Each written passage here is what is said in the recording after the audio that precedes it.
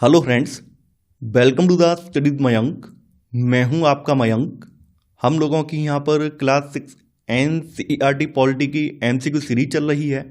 आज आपका यहां पर अध्याय 5वां है। यहां पर हम लोग पंचायती राज से संबंधित प्रश्नों को देखेंगे। तो चलिए स्टार्ट करते हैं आज का वीडियो। देखते हैं हमें क्या क्या डिस्कस करना है यहाँ पर। आज का पहला प्रश्न है, सरकार की कार्यविधि के संदर्भ में निम्नलिखित सुमेल कीजिए और उपयुक्त विकल्प का चयन कीजिए। एक तरफ कॉलम X दिया है और दूसरी तरफ कॉलम Y दिया है। तो आपको कॉलम X के जो भी ऑप्शंस हैं इनको कॉलम Y वाले ऑप्शन से मैच करना है।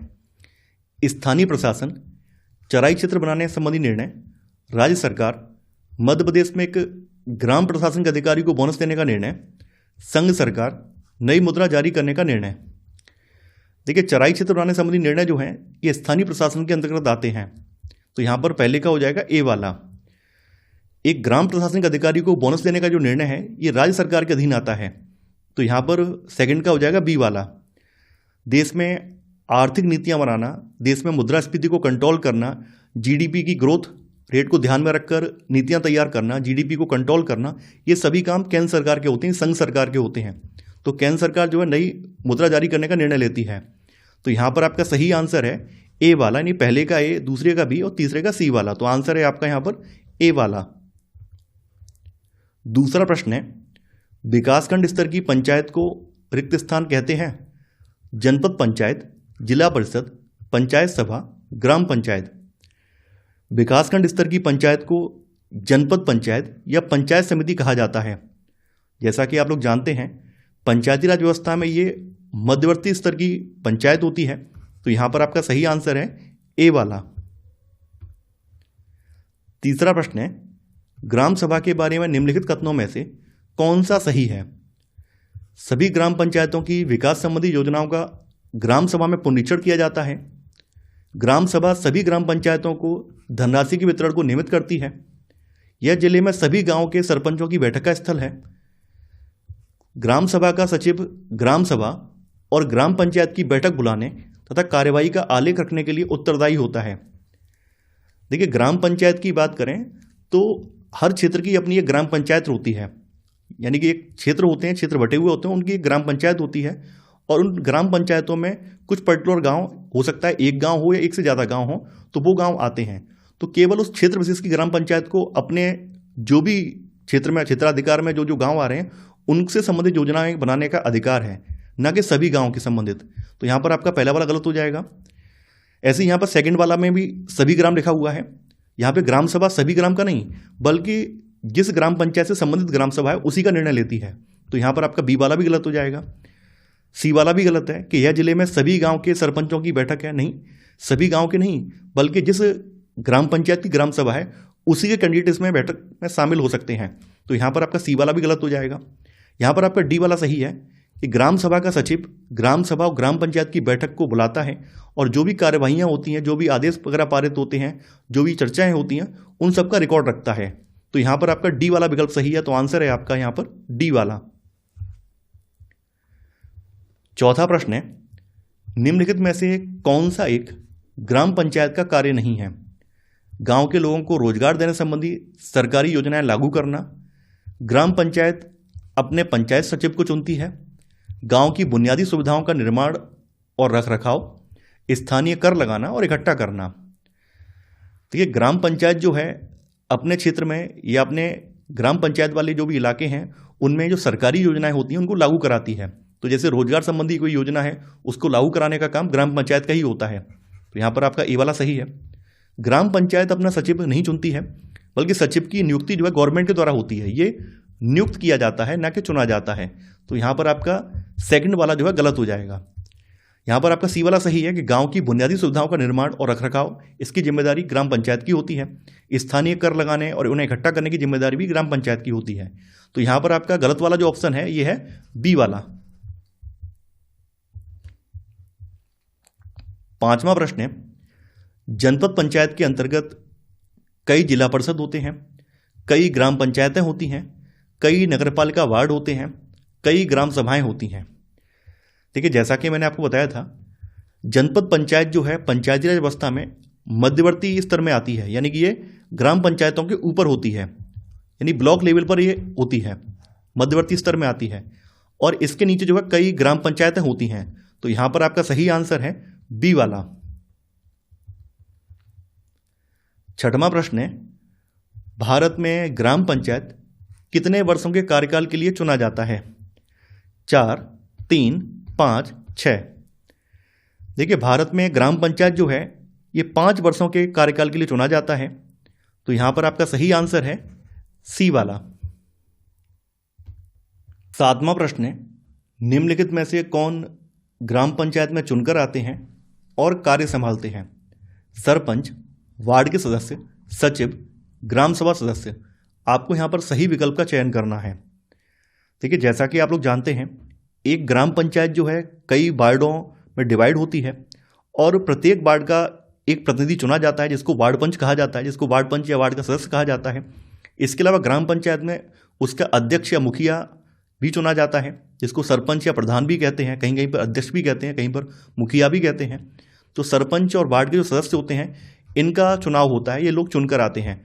वहीं सचिव की बात करें, सचिव की नियुक्ति होती है। सचिव जो है गवर्नमेंट के द्वारा नियुक्त किया जाता है।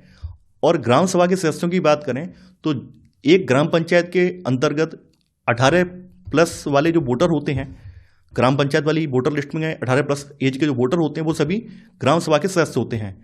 तो इन लोगों का चुनाव नहीं होता है, जबकि सरपंच और वार्ड के सदस्यों का चुनाव होता है। तो सही आंसर है यहां पर डी वाला, यानी 1 और 2।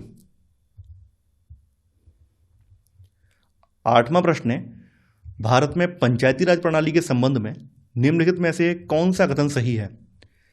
संवैधानिक दिशा निर्देशों के अंतर्गत देश के प्रत्येक राज्य में पंचायतों के संबंध में अपने कानून होते हैं। ग्राम सभा के सचिव का चुनाव उसके सदस्यों द्वारा किया जाता है। जिला परिषद पंचायती राज प्रणाली का द्वितीय स्तर है। ग्राम पंचायत की अवधि 4 वर्ष होती है।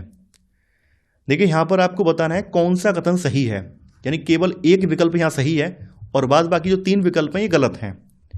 जैसा कि आप लोग जानते हैं कि ग्राम पंचायत की जो अवधि होती है 4 वर्ष नहीं होती है, बल्कि ये 5 वर्ष होती है। तो डी वाला गलत हो जाएगा।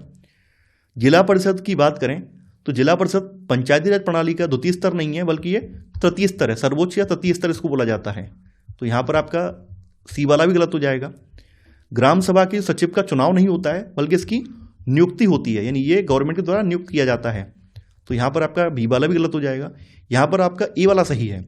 जो संवैधानिक दिशा निर्देश हैं इनके अंतर्गत देश के प्रत्येक राज्य ने पंचायत से संबंधित अपने अपने कानून बनाए हैं। तो यहां पर आपका ए वाला सही है। तो सही आंसर है केवल ए वाला। 9वां प्रश्न है, जनपद पंचायत के कार्यों के विषय में निम्नलिखित 2 कथनों ए और बी पर विचार कीजिए और सही उत्तर का चयन कीजिए। जनपद पंचायत जिला स्तर पर विकास योजनाएं निर्धारित करती है। जनपद पंचायत ग्राम पंचायतों के मध्य धन वितरण नियमित करने में जिला परिषद की सहायता करती है। देखिए, जनपद पंचायत की बात करें तो जनपद पंचायत का मतलब जान रहे हैं किसकी बात हो रही है? ये मध्यवर्ती पंचायत की बात हो रही है, यानी विकासखंड वाली जो पंचायत है। जैसा कि आप जानते हैं पंचायती राज व्यवस्था में 3 स्तर होते हैं। एक तो ग्राम पंचायत, मध्यवर्ती स्तर पर जो विकासखंड स्तर है उस पर जनपद पंचायत या पंचायत समिति होती है, उससे ऊपर जिला परिषद होती है। तो जनपद पंचायत जो है ये ब्लॉक लेवल पर स्कीम बनाती है, यानी ब्लॉक लेवल पर योजनाएं बनाने की जिम्मेदारी इसकी होती है। तो यहाँ पर आपका ए वाला गलत हो जाएगा। ये जिला स्तर पर विकास की योजनाएं नहीं बनाती है, बल्कि ब्लॉक लेवल पर बनाती है। तो यहाँ पर आपका ए वाला गलत है। यहाँ पर बी वाला बिल्कुल सही है कि जनपद पंचायत जो है ग्राम पंचायतों के मध्य धन वितरण नियमित करने में जिला परिषद की सहायता करती है। तो यहाँ पर आपका बी वाला सही है। तो यहाँ पर आपका ए गलत है, लेकिन बी वाला सही है। तो आंसर है आपका यहाँ पर सी वाला। 10वां प्रश्न है, निम्नलिखित में से कौन सा पंचायत की आमदनी का स्रोत नहीं है?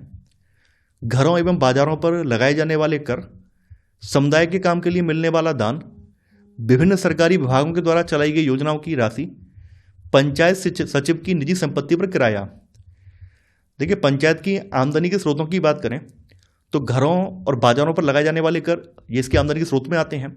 समुदाय के काम के लिए मिलने वाले दान ये भी इसकी आमदनी के स्रोत में आते हैं। गवर्नमेंट के द्वारा जो भी योजनाएं चलाई जाती हैं उनसे भी इसको पैसा मिलता है। लेकिन पंचायत सचिव की जो निजी संपत्ति है उस पर किराया वसूल करने का अधिकार इसको नहीं है, क्योंकि वो पंचायत सचिव की निजी संपत्ति है। तो यहां पर आपका सही आंसर है डी वाला। 11वां प्रश्न है, कौन सरपंच की तरह कार्य करता है? ग्राम सभा का सचिव, खंड विकास अधिकारी, अन्य वार्ड सदस्यों द्वारा चयनित एक वार्ड सदस्य या बारी बारी से वार्ड सदस्य? देखिए, अन्य वार्ड सदस्यों के द्वारा चयनित एक वार्ड सदस्य एक सरपंच की तरह कार्य करता है। देखिए, वास्तव में जो वार्ड के सदस्य होते हैं वो ग्राम सभा के सदस्य होते हैं और ये अपने में से एक ग्राम सभा का मेन व्यक्ति या मेन मुख्य व्यक्ति चुनते हैं, जिसको सरपंच या प्रधान या फिर अध्यक्ष या मुखिया के नाम से जाना जाता है। तो यहाँ पर आपका सही आंसर है सी वाला। और जैसा कि आप लोग जानते हैं, सरपंच का जो कार्यकाल होता है वो 5 साल होता है। 12वां प्रश्न है, निम्न में से कौन सा या कौन से कथन सही हैं? पंच को पंचायत क्षेत्र के वार्ड सदस्य के नाम से भी जाना जाता है। ग्राम सभा के सभी सदस्य मिलकर पंचायत मुखिया को चुनते हैं। ग्राम सभा एक पंचायत के क्षेत्र में रहने वाले सभी वयस्कों की सभा होती है। आपको यहाँ पर सही विकल्प का चयन करना है। देखिए, यहाँ पर पहला वाला विकल्प सही है। पंच को पंचायत क्षेत्र के वार्ड सदस्य के नाम से भी जाना जाता है और ग्राम सभा के सभी सदस्य मिलकर पंचायत के मुखिया को यानी कि सरपंच या प्रधान को चुनते हैं। तो यहाँ पर आपका सेकंड वाला भी सही है।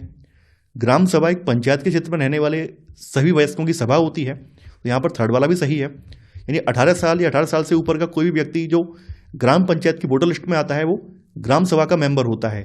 तो यहाँ पर आपके तीनों ही विकल्प सही हैं। तो आंसर है आपका डी वाला, यानी 1, 2 और 3 सभी। 13वां प्रश्न है, पंचायती राज व्यवस्था में ग्राम पंचायत के कार्य को स्वीकृति दी जाती है जनपद पंचायत द्वारा, जिला परिषद द्वारा, पंचायत समिति द्वारा, ग्राम सभा द्वारा। देखिए, ग्राम पंचायत जो है अपने कार्यों या फिर जो कर्तव्य वगैरह हैं उनके लिए ग्राम सभा के प्रति जवाबदेह होती है। तो यहाँ पर जो भी ग्राम पंचायत को कार्य करने होते हैं उसके लिए इसे ग्राम सभा से परमिशन लेनी पड़ती है। तो सही आंसर है यहाँ पर डी वाला, यानी ग्राम सभा द्वारा। 14वां प्रश्न है, निम्नलिखित में से क्या पंचायती राज से संबंधित है? ग्राम सभा, विधानसभा, पंचायत समिति, जिला परिषद। यहाँ पर आपको सही विकल्प का चयन करना है। देखिए, पंचायती राज व्यवस्था में 3 पायदान हैं। सबसे नीचेला जो है ग्राम पंचायत है, इसके अलावा इसके ऊपर पंचायत समिति है और जिला परिषद है। ग्राम पंचायत में ग्राम सभा होती है। तो ग्राम सभा, पंचायत समिति और जिला परिषद ये तीनों जो है पंचायती राज से संबंधित हैं, जबकि विधानसभा से संबंधित नहीं है। तो यहाँ पर आपका सही आंसर है सी वाला, यानी कि 1, 3 और 4। 15वां प्रश्न है, एक जनपद पंचायत भारत के किस स्तर पर काम करती है? गांव, ब्लॉक, जिला या राज्य? जनपद पंचायत जो है ये ब्लॉक लेवल पर काम करती है।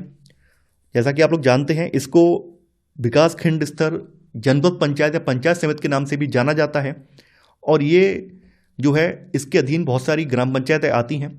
ये एक कड़ी के रूप में कार्य करती हैं। जिला परिषद और ग्राम पंचायतों के बीच में एक मध्यवर्ती कड़ी के रूप में काम करती है। तो सही आंसर है यहाँ पर बी वाला। 16वां प्रश्न है, निम्न गद्यांश में रिक्त स्थान पूर्ति करें। प्रति रिक्त स्थान वर्ष में पंचायत चुनाव होते हैं। चुने हुए प्रतिनिधि पंच कहलाते हैं। पंचायती राज में सबसे छोटी इकाई रिक्त स्थान है, जिसमें पंचायत क्षेत्र के सभी वयस्क बैठक करते हैं। देखिए, ग्राम पंचायत में प्रति 5 वर्ष में चुनाव होते हैं, यानी यहाँ पे हर 5 साल में यहाँ पर चुनाव होते हैं और चुने हुए प्रतिनिधि जो है पंच कहलाते हैं। पंचायती राज व्यवस्था में सबसे छोटी इकाई जो है वो ग्राम सभा है। ये सबसे छोटी इकाई ग्राम सभा है और जिसमें पंचायत के सभी वयस्क जो है बैठक करते हैं। तो यहाँ पर आपका सही आंसर होगा सी वाला। 17वां प्रश्न है, पंचायती राज संस्थानों को उनकी जन भागीदारी के आरोही क्रम में क्रमबद्ध कीजिए। पंचायत समिति, ग्राम पंचायत, जिला परिषद। आरोही का मतलब होता है छोटे से बड़े की ओर। तो यहाँ पर सबसे छोटी इकाई क्या है? ग्राम पंचायत है, उससे बड़ी पंचायत समिति, उससे बड़ी जिला परिषद है। तो यहाँ पर कहने का मतलब ये है कि सबसे पहले क्या आएगा? सबसे पहले आपका आएगा ग्राम पंचायत आएगा। सबसे छोटी इकाई ये वाली है ना, सबसे छोटी ये वाली है। इसके बाद क्या जाती है? इसके बाद पंचायत समिति आ जाती है, यानी पंचायत समिति आ जाएगी और इसके बाद आ जाएगी आपकी जिला परिषद। इसके बाद आपका आ जाएगा जिला परिषद। तो यहाँ पर आपका क्रम बनेगा BAC। तो आंसर है आपका यहाँ पर सी वाला, यानी BAC। 18वां प्रश्न है, किस निकाय या संस्था की देखभाल में ग्राम पंचायत कार्य करता है? जिला परिषद, वार्ड प्रमुख, ग्राम सभा, पंचायत समिति। देखिए, जैसा कि मैंने आपको बताया है, ग्राम पंचायत को किसी भी कार्य को करने के लिए ग्राम सभा से अनुमति लेनी पड़ती है और ये ग्राम सभा की देखरेख में ही काम करती है, यानी अपने कार्यों के लिए ग्राम सभा के प्रति ये उत्तरदायी होती है। तो यहाँ पर आपका सही आंसर है आपका सी वाला, यानी ग्राम सभा। 19वां प्रश्न है, निम्नलिखित में से कौन ग्राम पंचायत के सचिव की नियुक्ति करता है? पंचायत समिति, जिला परिषद, सरपंच या सरकार? देखिए, संबंधित राज्य की राज्य सरकार जो है ग्राम पंचायत सचिव की नियुक्ति करती है। तो यहां पर आपका सही आंसर है डी वाला। 20वां प्रश्न है, ग्राम सभा के बारे में निम्न में से कौन सा कथन गलत है? ग्राम सभा के सचिव का कार्य ग्राम सभा की बैठक और उसमें हुई चर्चा व निर्णयों का रिकॉर्ड रखना होता है। ग्राम पंचायत के कार्य को ग्राम सभा से स्वीकृति लेनी पड़ती है। ग्राम सभा का सचिव एक निर्वाचित व्यक्ति होता है। ग्राम सभा के सचिव का काम ग्राम सभा और ग्राम पंचायत की बैठक बुलाने का है। देखिए, यहाँ पर पहला वाला विकल्प बिल्कुल सही है। जो सचिव होता है, सचिव का काम होता है कि जो ग्राम सभा की बैठक हो रही है उस बैठक में जो भी चर्चा हुई है या निर्णय हुए उनका रिकॉर्ड रखना। और जैसा कि आप लोग जानते हैं, ग्राम पंचायत को कोई भी काम करना होता है उससे पहले उसको ग्राम सभा से मंजूरी लेनी पड़ती है। यहाँ पर जैसा कि आपको मैंने बता चुका हूँ कि जो सचिव है ये निर्वाचित व्यक्ति नहीं है, यानी ये इसका चुनाव नहीं होता है बल्कि गवर्नमेंट इसको नियुक्त करती है। तो यहाँ पर आपका सी वाला गलत हो जाएगा। डी वाला यहाँ बिल्कुल सही है। ग्राम सभा के सचिव की जिम्मेदारी होती है कि वो समय समय पर ग्राम सभा और ग्राम पंचायत की बैठक को बुलाए। तो यहाँ पर आपका सही आंसर होगा सी वाला। 21वां प्रश्न है, भारत में पंचायती राज संस्थानों की स्थापना करने का उद्देश्य उपार्जित करना था। सहभागिता द्वारा शासन, सांस्कृतिक एक रूपता यानी समांगता, लोकतांत्रिक विकेंद्रीकरण, धार्मिक विविधता। देखिए, भारत में जो पंचायती राज संस्थान है ये 73वें संविधान संशोधन अधिनियम 1992 के द्वारा ये भारत में स्थापित किए गए हैं। इसको स्थापित करने का मूल उद्देश्य ये था कि यहाँ पर ज़्यादा से ज़्यादा लोग जो हैं इसमें शामिल हों, यानी कि विकास के जो कार्य हैं उनमें निचले स्तर के लोग भी शामिल हों। तो सहभागिता द्वारा शासन हो और लोकतांत्रिक शक्तियों का विकेंद्रीकरण हो, यानी लोग स्थानीय स्तर का शासन स्वयं चलाएं। तो यहाँ पर आपका सही आंसर होगा ए वाला, यानी ए और सी। 22वां प्रश्न है, निम्नलिखित में से कौन स्थानीय शासन का चुना हुआ सदस्य होता है? वार्ड पंच, सरपंच, सचिव, वार्ड पार्षद। आपको यहां बताना है कौन सा विकल्प सही है। देखिए, जैसा कि मैंने आपको बताया था कि पंचायती राज संस्थानों को जो संवैधानिक मान्यता है वो 73वें संविधान संशोधन अधिनियम 1992 के जरिए मिली है और इसमें त्रिस्तरीय पंचायती राज व्यवस्था का प्रावधान किया गया है, जिसमें सबसे निचला स्तर ग्राम पंचायत का है और ग्राम पंचायत में आपके वार्ड पंच और सरपंच का चुनाव होता है। सचिव की गवर्नमेंट नियुक्ति करती है। वार्ड पार्षद की बात करें तो वार्ड पार्षद जो है ये पंचायती राज व्यवस्था में नहीं है बल्कि ये नगर पालिका से संबंधित होते हैं। तो ये वार्ड पार्षद जो है हालांकि ये भी चुने जाते हैं लेकिन स्थानीय शासन में ये नहीं आते हैं बल्कि ये नगर पालिका वाले सेक्शन में आते हैं। तो यहाँ पर आपका जो सही विकल्प होगा, क्योंकि वार्ड पार्षद का भी चुनाव होता है, तो यहाँ पर आपका जो सही विकल्प होगा वो ए, बी और डी होगा, यानी यहाँ पर आंसर है आपका ए वाला। 23वां प्रश्न है, भारत में पंचायती राज प्रतिनिधित्व करता है शक्तियों का विकेंद्रीकरण, लोगों की हिस्सेदारी, सामुदायिक विकास या ये सभी? पंचायती राज जो है शक्तियों का विकेंद्रीकरण, लोगों की हिस्सेदारी और सामुदायिक विकास, इन सभी का प्रतिनिधित्व करता है। तो सही आंसर होगा आपका यहाँ पर डी वाला, यानी ये सभी। 24वां प्रश्न है, सफलतापूर्वक कार्य हेतु पंचायती राज को पूरे सहयोग की जरूरत पड़ती है। स्थानीय जनता की, केंद्रीय सरकार की, नौकरशाही की, राजनेताओं की। जैसा कि आप लोग जानते हैं कि पंचायती राज जो है तभी सफल हो सकता है जब जनता जागरूक रहे, जनता पूरा सहयोग करे। तो यहाँ पर स्थानीय जनता की आवश्यकता पड़ती है ताकि पंचायती राज पूरी तरह से सफल हो सके। तो यहाँ पर आपका सही आंसर है ए वाला। 25वां प्रश्न है, पंचायती राज का मुख्य उद्देश्य क्या है?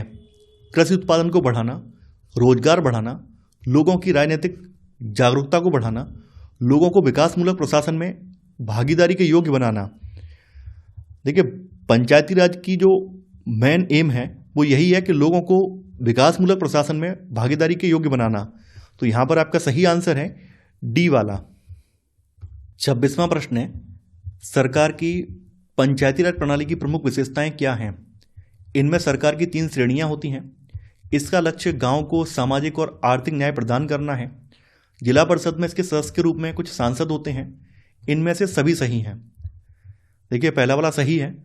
इसमें सरकार की 3 श्रेणियां होती हैं। सबसे निचली हुई ग्राम पंचायत है, उसके ऊपर पंचायत समिति है, फिर जिला परिषद है। इसका जो मुख्य लक्ष्य है गांव को सामाजिक और आर्थिक न्याय प्रदान करना है। संविधान का जो आर्टिकल 243C है, आर्टिकल 243C में ये प्रावधान है कि राज्य विधानमंडलों के द्वारा विधि के माध्यम से जो जिला स्तर की जो परिषदें हैं, इनमें वहां के सांसदों के सदस्य होने का प्रावधान इसमें रखा गया है। तो यहाँ पर आपका सी वाला भी सही है। जिला परिषद में सदस्य के रूप में कुछ सांसद होते हैं। तो आंसर है आपका यहाँ पर डी वाला, यानी इनमें से सभी सही हैं। 27वां प्रश्न है, स्थानीय शासन की निम्नलिखित में से कौन सी एक विशेषता नहीं है? वैधानिक स्थिति, स्थानीय समुदाय की भागीदारी, केंद्रीय नियंत्रण, कर आरोपित कर वित्त प्राप्त करने की शक्ति। देखिए, 73वें संविधान संशोधन अधिनियम के द्वारा इनको वैधानिक स्थिति प्रदान की गई है। इसमें स्थानीय समुदाय की भागीदारी होती है। इनके पास कर आरोपित करने और उसे वसूल करने की शक्ति भी प्राप्त है। केंद्रीय नियंत्रण करने से इनका जो विकेंद्रीकरण वाली जो भावना है या विकेंद्रीकरण वाली जो नीति है वो असफल हो जाएगी। तो केंद्रीय नियंत्रण करने से जो स्थानीय शासन की पद्धति है पूरी तरह से ध्वस्त हो जाएगी। तो ये इसकी विशेषता नहीं है। तो आंसर है आपका यहां पर सी वाला। 28वां प्रश्न है, पंचायती राज का प्रधान लक्ष्य है ग्रामवासियों के बीच प्रतिद्वंद्विता को बढ़ाना, चुनाव में लड़ने के लिए ग्रामवासियों को प्रशिक्षण देना, ग्रामवासियों में शक्ति का विकेंद्रीकरण, या इनमें से कोई नहीं। इसका प्रधान लक्ष्य है ग्रामवासियों में शक्ति का विकेंद्रीकरण। तो आंसर है आपका यहां पर सी वाला। 29वां प्रश्न है, पंचायती राज से संबंधित निम्नलिखित कथनों में से कौन सा सही नहीं है? ये आपको बताना है कौन सा कथन यहां पर गलत है। पंचायत व्यवस्था भारतीय ग्रामीण जीवन का युगों से एक अभिन्न अंग रहा है। 73वां संविधान संशोधन 15 अगस्त 1993 से प्रभावी हुआ। यह एक त्रिस्तरीय जैविकीय रूप से जुड़ी संरचना है। भारतीय संविधान का अनुच्छेद 240G इसके महत्व को बढ़ाता है। देखिए, जैसा कि आप लोग जानते हैं कि हमारे यहाँ पर जो स्थानीय स्वशासन वाली परंपरा है, ये कोई आज़ादी के बाद संविधान संशोधन के लिए स्थापित नहीं हुई है, बल्कि सदियों से चली आ रही है। आदिवासी समुदायों में ऐसी परंपराएं बहुत पहले से चली आ रही हैं। तो युगों युगों से ये हमारे भारतीय समाज का, भारतीय ग्रामीण जीवन का एक अभिन्न अंग रहा है। तो यहाँ पर आपका पहला वाला सही है। 73वां संविधान संशोधन नियम जो है ये 15 अगस्त 1993 से प्रभावी नहीं हुआ था, बल्कि ये प्रभावी हुआ है 24 अप्रैल 1993 से। और इसी वजह से हर साल 24 अप्रैल को पंचायती दिवस के रूप में या पंचायती राज दिवस के रूप में मनाया जाता है। तो यहाँ पर बी वाला भी गलत है। यहाँ पर आपका सी वाला सही है। ये एक त्रिस्तरीय जैविकी रूप से जुड़ी संरचना है। जैविकी रूप का जुड़ा हुआ का मतलब क्या है कि यहाँ पर इसके जो तीनों स्तर हैं, ग्राम पंचायत, मध्यवर्ती पंचायतें और जिला परिषद, ये आपस में जुड़ी हुई हैं। तो इसको जो जैविकी रूप से जुड़ी संरचना माना जाता है। जो भारतीय संविधान का अनुच्छेद 240G है, इसमें पंचायतों की शक्तियां, प्राधिकार, उत्तरदायित्व संबंधी प्रावधान है और ये पंचायतों के महत्व को बढ़ाते हैं। तो यहाँ पर आपका जो गलत वाला विकल्प है वो है बी वाला। तो सही आंसर है यहाँ पर बी। 30वां प्रश्न है, निम्न में से कौन सा विकेंद्रीकरण का वैशिष्ट्य नहीं है? वैशिष्ट्य का मतलब विशेषता नहीं है। स्वायत्तता, लोक सहभागिता, स्थानीय समुदायों में आत्मविश्वास को नहीं जगाना, स्थानीय समुदायों को सशक्त बनाना, उपयुक्त में से कोई नहीं या उपयुक्त में से एक से अधिक। यानी यहाँ पे पूछा गया कौन सी इसमें से विकेंद्रीकरण की विशेषता नहीं है।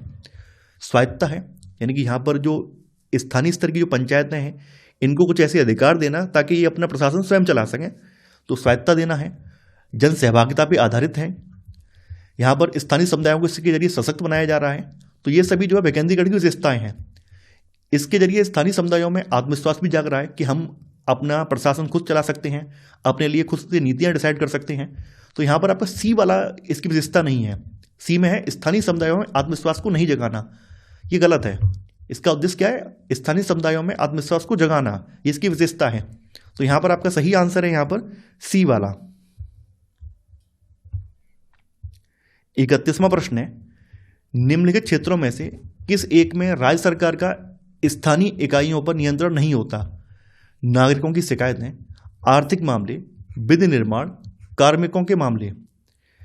देखिए यहां पर यह प्रश्न जो पूछा गया है बहुत महत्वपूर्ण प्रश्न है। ध्यान देने वाली बात यह कि राज्य सरकार का जो स्थानीय इकाइयां हैं, यानी जो स्थानीय स्तर की इकाइयां यानी ग्राम पंचायत हैं, इनमें किस मामले में नियंत्रण नहीं होता है?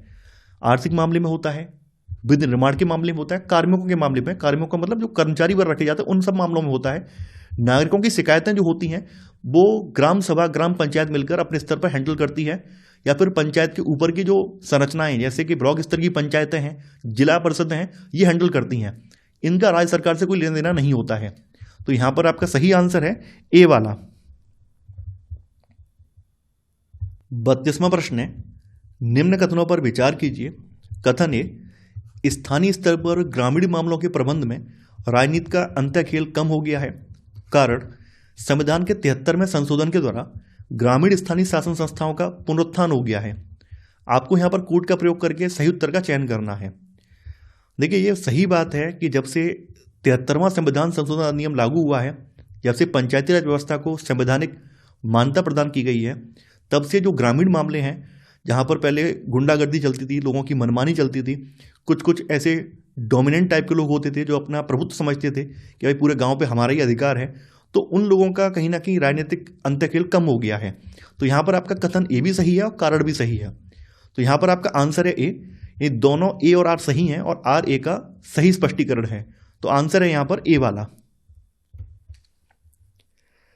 33वां प्रश्न है, ग्रामीण स्थानीय शासन का पंचायती राज नामांकन किस भारतीय नेता के सुझाव का परिणाम था? जवाहरलाल नेहरू, डॉक्टर राजेंद्र प्रसाद, सरदार पटेल, एम के गांधी। देखिए एम के गांधी जी का पूरा नाम है मोहनदास करमचंद गांधी। इनको एम के गांधी के नाम से जाना जाता है।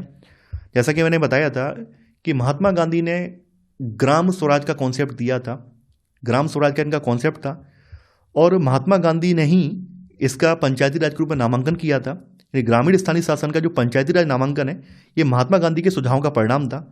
इन्होंने ये सुझाव दिया था कि एक गांव के सभी मामले वयस्क मताधिकार के आधार पर जो निर्वाचित पंचायत है उसके द्वारा हैंडल किए जाने चाहिए, ये इनका सुझाव था। तो यहां पर आपका सही आंसर है डी वाला, यानी कि मोहनदास करमचंद गांधी। 34वां प्रश्न है, सीडीपी एवं एनईएस के पुनर्गठन के लिए 1957 में एनडीसी द्वारा स्थापित समिति का नाम बताएं जिसने ग्रामीण स्थानीय सरकार की त्रिस्तरीय प्रणाली का सुझाव दिया था। बलवंत राय मेहता समिति, अशोक मेहता समिति, प्रजातांत्रिक विकेंद्रीकरण पर महाराष्ट्र समिति, ग्राम नगर संबंध समिति। देखिए सीडीपी की फुल फॉर्म है कम्युनिटी डेवलपमेंट प्रोग्राम, जो कि 1952 में स्टार्ट किया गया था, ये सामुदायिक विकास कार्यक्रम। और एनईएस प्रोग्राम जो है राष्ट्रीय विस्तार सेवा जो है, ये 1953 में स्टार्ट किया गया था। ये दोनों ही प्रोग्राम जो थे जन भागीदारी पर आधारित थे, और सरकार का मानना था कि इन प्रोग्रामों के जरिए ज़्यादा से ज़्यादा लोग इनसे जुड़ेंगे और विकास कार्यों में अपनी भूमिका निभाएंगे। तो सरकार ने क्या किया है, बाद में 1957 में इन दोनों प्रोग्रामों ने कितनी सार्थकता की है, कितने सार्थकता से जन भागीदारी जुटाई है, इसका अध्ययन करने के लिए बलवंत राय मेहता की अध्यक्षता में एक समिति का गठन किया था। और बलवंत राय मेहता समिति ने जो अपनी अनुशंसाएं दी थी, अपने सुझाव दिए थे, उसमें ग्रामीण स्थानीय सरकार की त्रिस्तरीय प्रणाली का सुझाव उन्होंने दिया था। तो यहां पर आपका सही आंसर है यहां पर ए वाला, ये बलवंत राय मेहता समिति।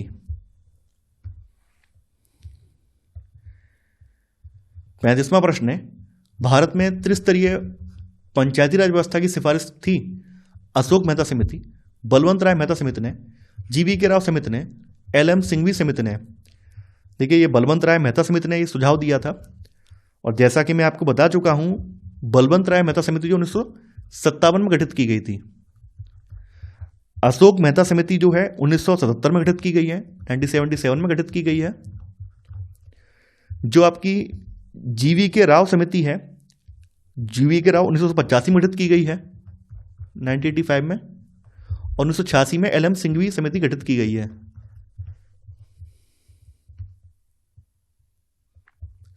36वां प्रश्न है, बलवंत राय मेहता समिति ने किस प्रकार की पंचायती राज व्यवस्था की अनुशंसा की थी? द्विस्तरीय, त्रिस्तरीय, ग्राम स्तरीय या उपरोक्त में से कोई नहीं। तो बलवंत राय मेहता समिति ने जो है त्रिस्तरीय पंचायती राज व्यवस्था का सुझाव दिया था। तो यहां पर सही आंसर है यहां पर बी वाला। 37वां प्रश्न है, निम्नलिखित राज्यों में से किसमें बलवंत राय मेहता समिति की सिफारिशों के अनुसार पंचायती राज व्यवस्था सर्वप्रथम स्थापित की गई थी? उत्तर प्रदेश, आंध्र प्रदेश, राजस्थान, तेलंगाना। बलवंत राय मेहता समिति की जो सिफारिशें हैं, इन सिफारिशों को सबसे पहले राजस्थान राज्य ने फॉलो किया था। इसने अपने यहाँ सबसे पहले पंचायती राज स्थापित कराया था। तो यहां पर आपका सही आंसर है सी वाला। 38वां प्रश्न है, भारत में पंचायती राज की अनुशंसा के लिए बनी समिति के अध्यक्ष थे Balwant Rai Mehta, B R Ambedkar, justice Krishna Iyer, Jagjivan Ram. तो ये बलवंत राय मेहता थे। सही आंसर है आपका ए वाला। 39वां प्रश्न है, जिस समिति की अनुशंसा पर देश में पंचायती राज लागू किया गया उसके प्रमुख थे जीवराज मेहता, बलवंत राय मेहता, श्रीमन्नारायण या जगजीवन राम। तो ये बलवंत राय मेहता थे। बलवंत राय मेहता को पंचायती राज का शिल्पी कहा जाता है। देखिए यहां पर आप लोगों के मन में आ रहा होगा कि सर एक ही प्रश्न को अलग अलग तरीके से क्यों पूछ रहे हैं। मैं इसलिए पूछ रहा हूं कि मैं दिखाना चाह रहा हूं आपको कि ये कितना महत्वपूर्ण है, कितनी बार ये एग्जाम में मल्टीपल टाइम ये पूछा गया है, अलग अलग भाषा के रूप में पूछा गया है। इसलिए आपको इस पर विशेष ध्यान रखना है, इसको आपको अच्छे से तैयार करना है। तो यहाँ पर मैंने जो बलवंत राय मेहता से संबंधित जो भी प्रश्न है, तो ये जितने भी एग्जाम में आया हुआ है वो सभी एग्जाम से रिलेटेड प्रश्नों की जो भाषा थी वो आपके सामने रखी है, ताकि आपकी तैयारी और अच्छे से हो पाए। 40वां प्रश्न है, निम्नलिखित में से किस समिति ने त्रिस्तरीय पंचायती राज प्रणाली का सुझाव दिया था? तो ये बलवंत राय मेहता समिति है। तो आंसर है यहां पर ए वाला। अब यहां पे सूची 1 को सूची 2 से सम्मिलित करना है और सूचियों के नीचे दिए गए कूट से सही उत्तर का चयन करना है। एक तरफ समितियां दी हैं और सूची 2 में उनके सुझाव दिए हैं। देखिए बलवंत राय मेहता समिति ने त्रिस्तरीय पंचायती राज पद्धति का सुझाव दिया था। तो यहां पर ए का हो जाएगा दूसरा वाला। जो अशोक मेहता समिति है इसने द्विस्तरीय पंचायती राज पद्धति का सुझाव दिया था। जीवी के राव जो समिति है इसने प्रतिनिधित्व के तरीके में सुधार की बात कही थी। और एलएम सिंघवी समिति जो है इसने स्थानीय सुशासन पद्धति पर जोर दिया था। तो यहां पर आपका जो आंसर होगा, तो यहां पर क्या है, सी वाला आंसर होगा, यानी ए का दूसरा, बी का पहला, सी का चौथा और डी का तीसरा। तो आंसर है आपका यहां पर सी वाला।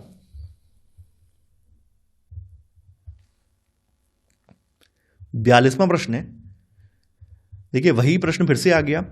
जैसा कि हमने बताया था कि यहां पर मैंने जितने एग्जाम में प्रश्न ये पूछा गया है वो सभी प्रश्न यहां पर रखे, उन सबकी भाषा यहां रखी है ताकि आपकी तैयारी और अच्छे से हो पाए। तो यहां पे पूछा गया है कि पंचायती राज व्यवस्था का वास्तुकार शिल्पी किसे कहा जाता है? बी आर मेहता को कहा जाता है। बलवंत राय मेहता इनका पूरा नाम है, शॉर्ट में इनको बी आर मेहता भी कहते हैं। तो सही आंसर है यहां पर सी वाला। 43वां प्रश्न है, बलवंत राय मेहता समिति की प्रजातांत्रिक विकेंद्रीकरण की सिफारिश के अनुसार जिला, ब्लॉक एवं ग्राम स्तरों पर त्रिस्तरीय प्रजातांत्रिक पंचायती राज संस्थाओं का गठन होना था। केवल जिला एवं मंडल स्तर पर द्विस्तरीय पंचायती राज संस्थाओं का गठन होना था। केवल जिला स्तर पर जिला परिषद का गठन प्रस्तावित किया गया था, या इनमें से कोई भी नहीं। यह प्रश्न भी एमपीपीसीएस में पूछा गया है। तो यहां पर आपका सही आंसर होगा ए वाला। ये जिला, ब्लॉक और ग्राम स्तरों पर त्रिस्तरीय प्रजातांत्रिक पंचायती राज संस्थाओं के गठन की इन्होंने बात कही थी। तो सही आंसर है यहां पर ए वाला। 44वां प्रश्न है, भारत में पंचायती राज व्यवस्था सर्वप्रथम राजस्थान और रिक्त स्थान में प्रारंभ की गई थी।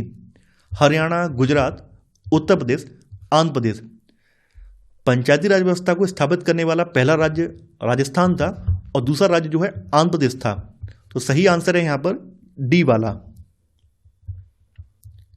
45वां प्रश्न है, अक्टूबर 1959 में पंचायती राज भारत में सर्वप्रथम आरंभ किया गया था।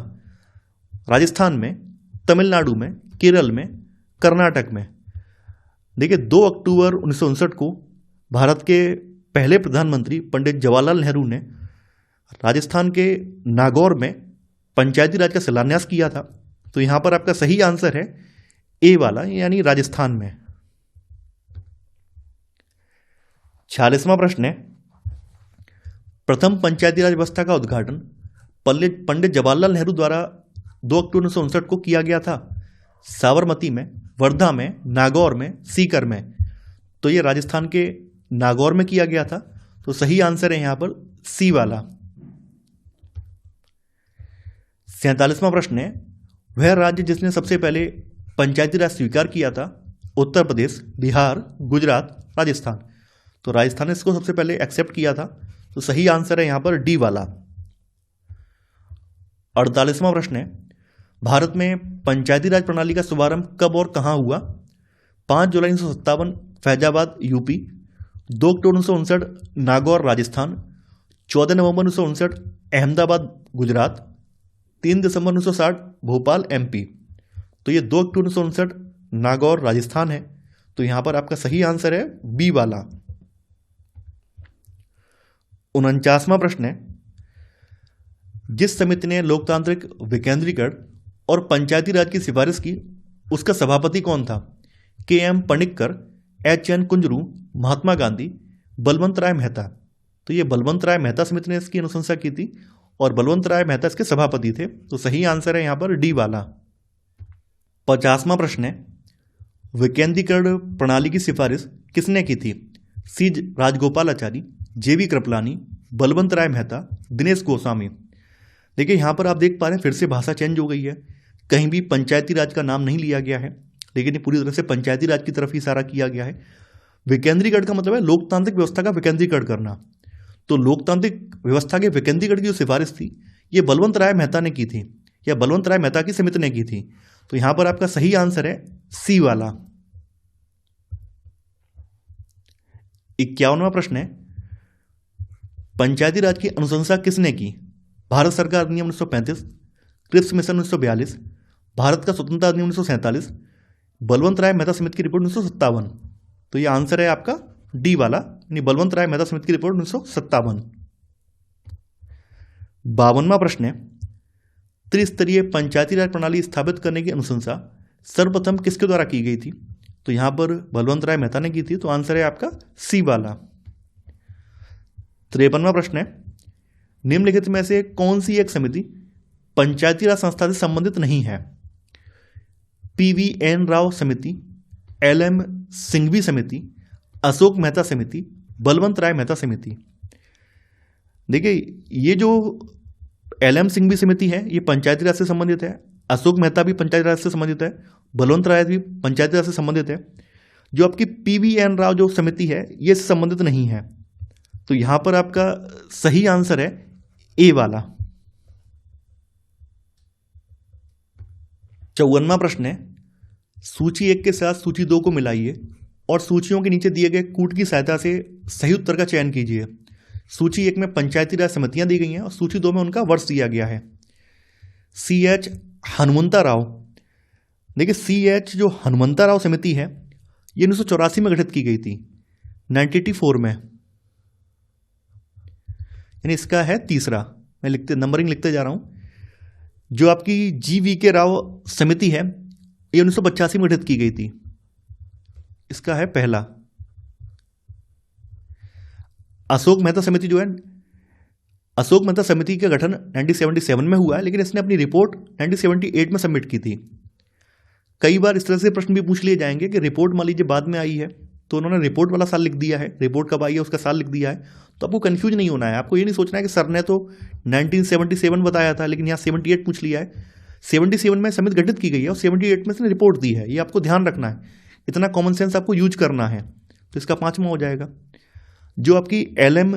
सिंघवी समिति है ये समिति 1986 में गठित हुई है, 1986 में गठित हुई है, इसका दूसरा हो जाएगा। बलवंत राय मेहता 1957 में गठित हुई है, इसका चौथा हो जाएगा। तो यहां पर होगा 3, 1, 5, 2, 4, 3, 1, 5, 2, 4, तो आंसर है आपका यहां पर डी वाला। 55वां प्रश्न है, पंचायती राज से संबंधित निम्नलिखित समितियों को कालक्रम से व्यवस्थित कीजिए और नीचे दिए गए कूट से सही उत्तर चुनिए। जी.वी.के. राव समिति, एल.एम. सिंघवी समिति, बी.आर. मेहता समिति, अशोक मेहता समिति। देखिए जैसा कि मैंने आपको जब लेक्चर ये पढ़ाया था तो बताया भी था, अक्सर प्रश्न इनसे पूछे जाते हैं और आप देख भी पा रहे हो कितनी बार ये प्रश्न पूछा गया है, अलग अलग टाइप से प्रश्न ये पूछा भी गया है। तो आपको इस समितियों को अच्छे से तैयार करना है, याद करना है, और इनके जो कोर फैक्ट हैं उनको भी तैयार करना है। तो जैसा कि आप लोग जानते हैं, अशोक मेहता समिति का जो गठन है 1977 में हुआ है, 77 में हुआ है। BR मेहता 1957 में बनी है। GVK राव समिति जो 1985 में गठित हुई है, और LM सिंघवी जो 1986 में गठित हुई है। तो आप लगा लीजिए क्रम में 3, 4, 1, 2। तो यहां पर आपका सही आंसर है सी वाला। 56वां प्रश्न है। देखिए यहां पर भी सूचियां दी गई हैं। सूची 1 में समितियां दी हुई हैं, सूची 2 में उनके वर्ष दिए गए हैं, यानी कौन सी समिति किस वर्ष बनी है। जो PK थुंगन समिति है, इसका गठन 1988 में किया गया है। अशोक मेहता का 1970 में किया गया है। BR मेहता यानी बलवंत राय मेहता 1957 में बनी है, और LM सिंघवी बनी है 1986 में। तो यहां पर आपका आंसर होगा, यानी A का चौथा है, B का तीसरा है, C का यहां पर पहला वाला है, और D का यहां पर जो है दूसरा वाला है, यानी 4, 3, 1, 2। तो आंसर है आपका यहां पर D वाला। आंसर है आपका D वाला। 57वां प्रश्न है। पंचायती राज व्यवस्था से निम्न में से कौन सी समिति संबद्ध नहीं है। अशोक मेहता समिति, VK RV राव समिति, संथानम समिति, BR मेहता समिति। देखिए अशोक मेहता समिति, संथानम समिति और BR मेहता समिति, ये तीनों समितियां जो हैं पंचायती राज व्यवस्था से रिलेटेड हैं, जबकि BK RV राव एक अर्थशास्त्री थे और इनका संबंध किसी भी पंचायती राज समिति से नहीं रहा है। VK RV राव जो हैं ये राष्ट्रीय आय समिति में सदस्य रहे थे। तो यहां पर आपका सही आंसर है B वाला। 58वां प्रश्न है। निम्न में से कौन सी एक समिति भारत में पंचायती राज व्यवस्था से संबंधित नहीं है। दिनेश गोस्वामी समिति, LM सिंघवी समिति, सादिक अली समिति, अशोक मेहता समिति। देखिए जो दिनेश गोस्वामी समिति है, ये समिति चुनाव सुधारों को लेकर गठित की गई थी, यानी ये पंचायती राज से रिलेटेड नहीं है, बल्कि ये चुनाव सुधार से रिलेटेड समिति है। बाद बाकी जो LM सिंघवी समिति है, सादिक अली समिति है और अशोक मेहता समिति है, ये तीनों ही समितियां जो हैं इनका संबंध पंचायती राज से है। सादिक अली समिति की बात करें तो देखिए सादिक अली समिति का गठन जो है 1964 में हुआ है। तो ये समिति जो है 1964 में गठित हुई है। अशोक मेहता के बारे में जान 1977 में गठित हुई है, और जो LM सिंघवी समिति है 1986 में गठित हुई है। तो यहां पर आपका सही आंसर है A वाला। 59वां प्रश्न है। अशोक मेहता समिति ने पंचायती राज के लिए किस प्रतिमान की संस्तुति की थी। 1 स्तरीय, 2 स्तरीय, त्रिस्तरीय, 4 स्तरीय। प्रतिमान का मतलब होता है मॉडल, कि अशोक मेहता समिति ने पंचायती राज के लिए कौन से मॉडल का सुझाव दिया था। इन्होंने 2 स्तरीय पंचायती राज व्यवस्था अपनाने की बात कही थी। तो यहां पर आपका सही आंसर है B वाला।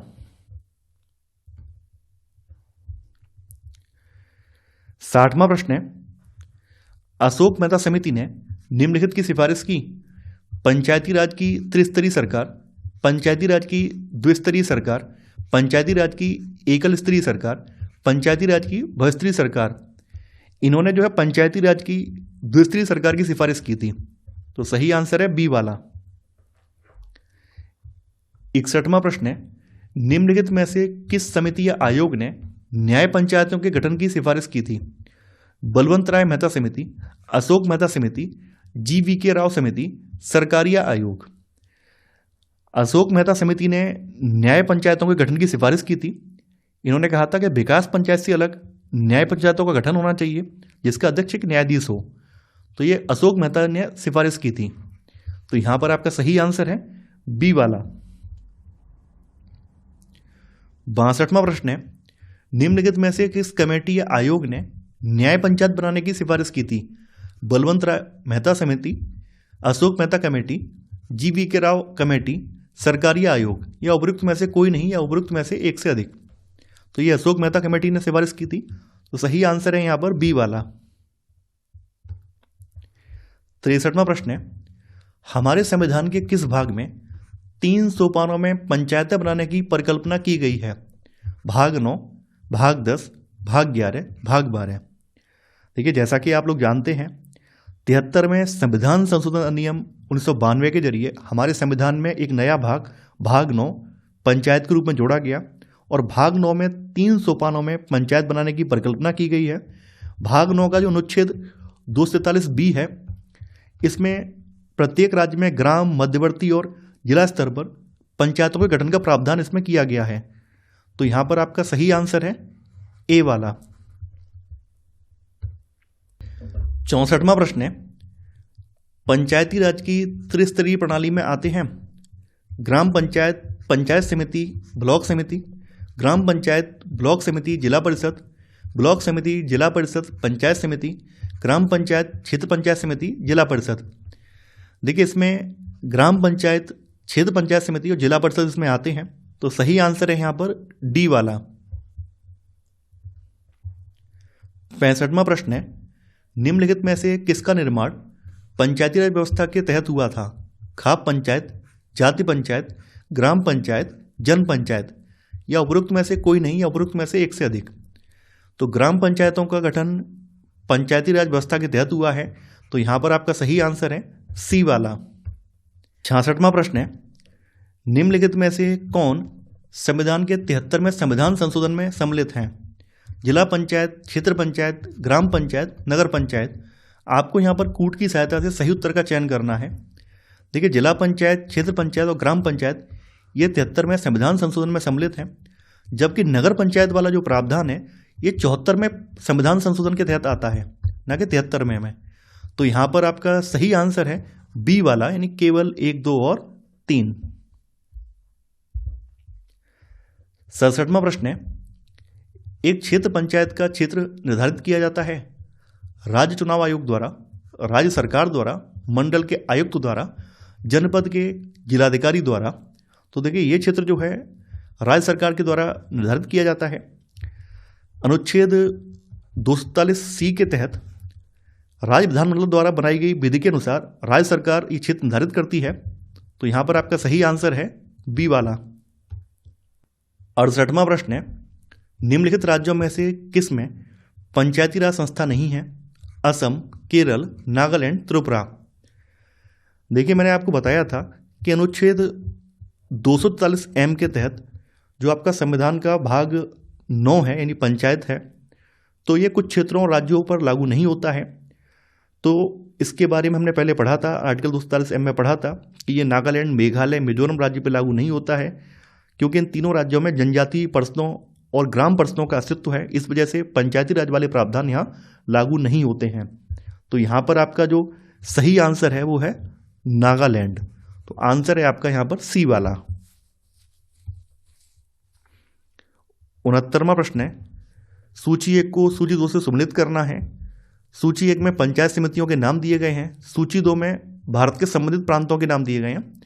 देखिए जैसा कि मैंने बताया था कि पंचायती व्यवस्था में जो पंचायत के स्तर हैं, जैसे कि ग्राम स्तर है, ग्राम पंचायत है, मध्यवर्ती स्तर की पंचायत है या जिला परिषद है, तो इनके नाम, इनके जो अध्यक्ष वगैरह के नाम है, इनके नामों में राज्यवार अंतर है ना। जैसे कि सरपंच राजस्थान में बोला जाता है, प्रधान यूपी में बोला जाता है। तो वही यहाँ पे आपको बताना है कि कहाँ पर पंचायत समितियों के क्या क्या नाम हैं। जैसे जनपद पंचायत नाम है, तो जनपद पंचायत कहाँ बोला जाता है? जनपद पंचायत बोला जाता है आपके मध्य प्रदेश में।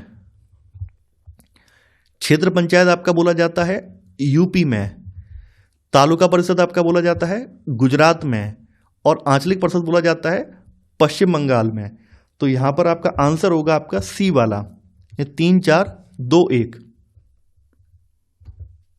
70वां प्रश्न है, पंचायत समिति के सदस्य जनता द्वारा प्रत्यक्ष रूप से चुने जाते हैं, पंचायत के सदस्यों द्वारा चुने जाते हैं, जिलाधिकारी द्वारा मनोनीत किए जाते हैं, खुली प्रतियोगिता के आधार पर भर्ती किए जाते हैं, ये आपको बताना है।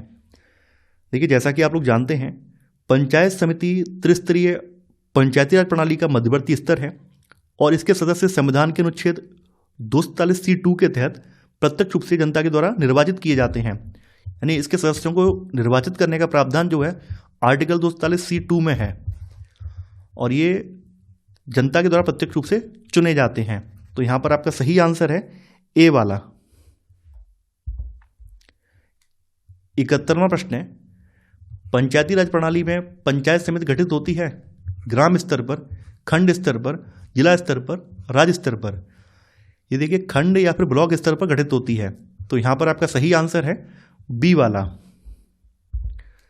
72वां प्रश्न है, ब्लॉक स्तर पर पंचायत समिति है परामर्शदात्री निकाय, प्रशासनिक प्राधिकरण, परामर्शीय समिति, पर्यवेक्षकी प्राधिकरण। देखिए ब्लॉक स्तर पर जो पंचायत समिति है ये एक प्रशासनिक प्राधिकरण है, जबकि जो पर्यवेक्षकी प्राधिकरण है ये जिला परिषद है। जिला परिषद जो है पर्यवेक्षकी प्राधिकरण के अंतर्गत आता है। तो यहां पर आपका सही आंसर है बी वाला। 73वां प्रश्न है, भारत में ब्लॉक स्तर पर बनी पंचायत समिति केवल है एक सलाहकार निकाय, एक सलाहकार समिति, एक समन्वय और पर्यवेक्षी प्राधिकारी, प्रशासनिक प्राधिकारी, उपरोक्त में से कोई नहीं या उपरोक्त में से एक से अधिक। तो जैसा कि मैंने आपको बताया था ये एक प्रशासनिक प्राधिकारी है। तो यहां पर आपका सही आंसर है डी वाला। 74वां प्रश्न है, भारतीय संविधान का 73वां संविधान संशोधन प्रावधान करता है पहली बार पंचायती राज का, पंचायतों पर प्रशासकीय नियंत्रण हटाने का, पंचायत चुनाव की विधि में परिवर्तनों का, पंचायत चुनावों को आदेशात्मक और लोकसभा एवं विधानसभा चुनाव के समकक्ष बनाने का। देखिए जैसा कि आप लोग जानते हैं संविधान में पहले आर्टिकल 40 में ग्राम पंचायतों की गठन की बात तो कही थी। ये ग्राम पंचायतों का ढांचा कैसा होगा, इनकी पूरी रूपरेखा कैसी होगी, इस बारे में कोई स्पष्ट प्रावधान नहीं थे। तो 73वां संविधान संशोधन अधिनियम पारित करके पंचायती राज से संबंधित प्रावधानों को संवैधानिक दर्जा प्रदान किया गया और पंचायत चुनावों को आदेशात्मक बनाया गया और इनको लोकसभा और विधानसभा चुनाव के समकक्ष बनाया गया। तो यहां पर आपका सही आंसर है डी वाला। 75वां प्रश्न है, भारत में स्थानीय शासन के विषय में निम्नलिखित में से कौन सा सही नहीं है। भारतीय संविधान के अनुसार परसंघीय प्रणाली में स्थानीय शासन जैसी कोई स्वतंत्र कोटि नहीं है। स्थानीय निकायों के 1/3 स्थान स्त्रियों के लिए रिजर्व होंगे। स्थानीय शासन के लिए वित्त का उपबंध एक आयोग करता है। स्थानीय निकायों के लिए निर्वाचन का निर्धारण एक आयोग करता है। देखिए यह प्रश्न भी IAS प्री परीक्षा में पूछा गया है और काफ़ी महत्वपूर्ण प्रश्न है। देखिए जैसा कि आपको मैंने बताया कि जिस समय हमारा संविधान बनकर तैयार हुआ था उस समय पंचायती राज का जिक्र तो किया गया था, आर्टिकल 40 में इसका जिक्र था। आर्टिकल 40 में DPSP के तहत राज्य के नीति निर्देशक तत्वों के तहत राज्य को निर्देश दिए गए थे कि राज्य जो है अपने यहाँ पर ग्राम स्तर पर ग्राम पंचायतों का गठन करवाएगा, ऐसे निर्देश दिए गए थे। हालांकि DPSP जो है बाध्यकारी नहीं है, कोई कानूनी रूप से बाध्यकारी तो है नहीं वो। इसके अलावा उस समय पंचायती राज का बहुत ज़्यादा स्ट्रक्चर डिफाइन नहीं किया गया था। केवल एक बात तो कही गई थी कि ग्राम स्तर पर पंचायती राज का गठन किया जाएगा, लेकिन इनके बारे में कोई स्पष्ट प्रावधान उस समय नहीं थे। इसके अलावा जो राज्य सूची उसमें भी इसका जिक्र किया गया था। तो यहाँ पर ये जो पहला कथन है गलत हो जाएगा। यहाँ पे लिखा गया कि भारतीय संविधान के अनुसार परिसंघीय प्रणाली में, यानी हमारी जो संघात्मक संविधान का जो ढांचा है इसमें स्थानीय शासन जैसी कोई स्वतंत्र कोटि नहीं है। ये गलत है, क्योंकि हमारे यहाँ जिस समय देश आज़ाद हुआ, संविधान बनकर तैयार हुआ, उस समय जिक्र था, इनका जिक्र किया गया था। लेकिन यहाँ पर आपका बी वाला बिल्कुल सही है कि स्थानीय निकायों के 1/3 स्थान जो है स्त्रियों के लिए रिजर्व होंगे। इसके अलावा स्थानीय शासन के लिए वित्त का उपबंध एक आयोग करता है, ये भी सही है। और स्थानीय निकायों के लिए निर्वाचन का निर्धारण एक आयोग करता है, नहीं राज्य निर्वाचन आयोग इसका निर्धारण करता है। तो यहाँ पर आपका गलत वाला जो आंसर है वो है ए वाला।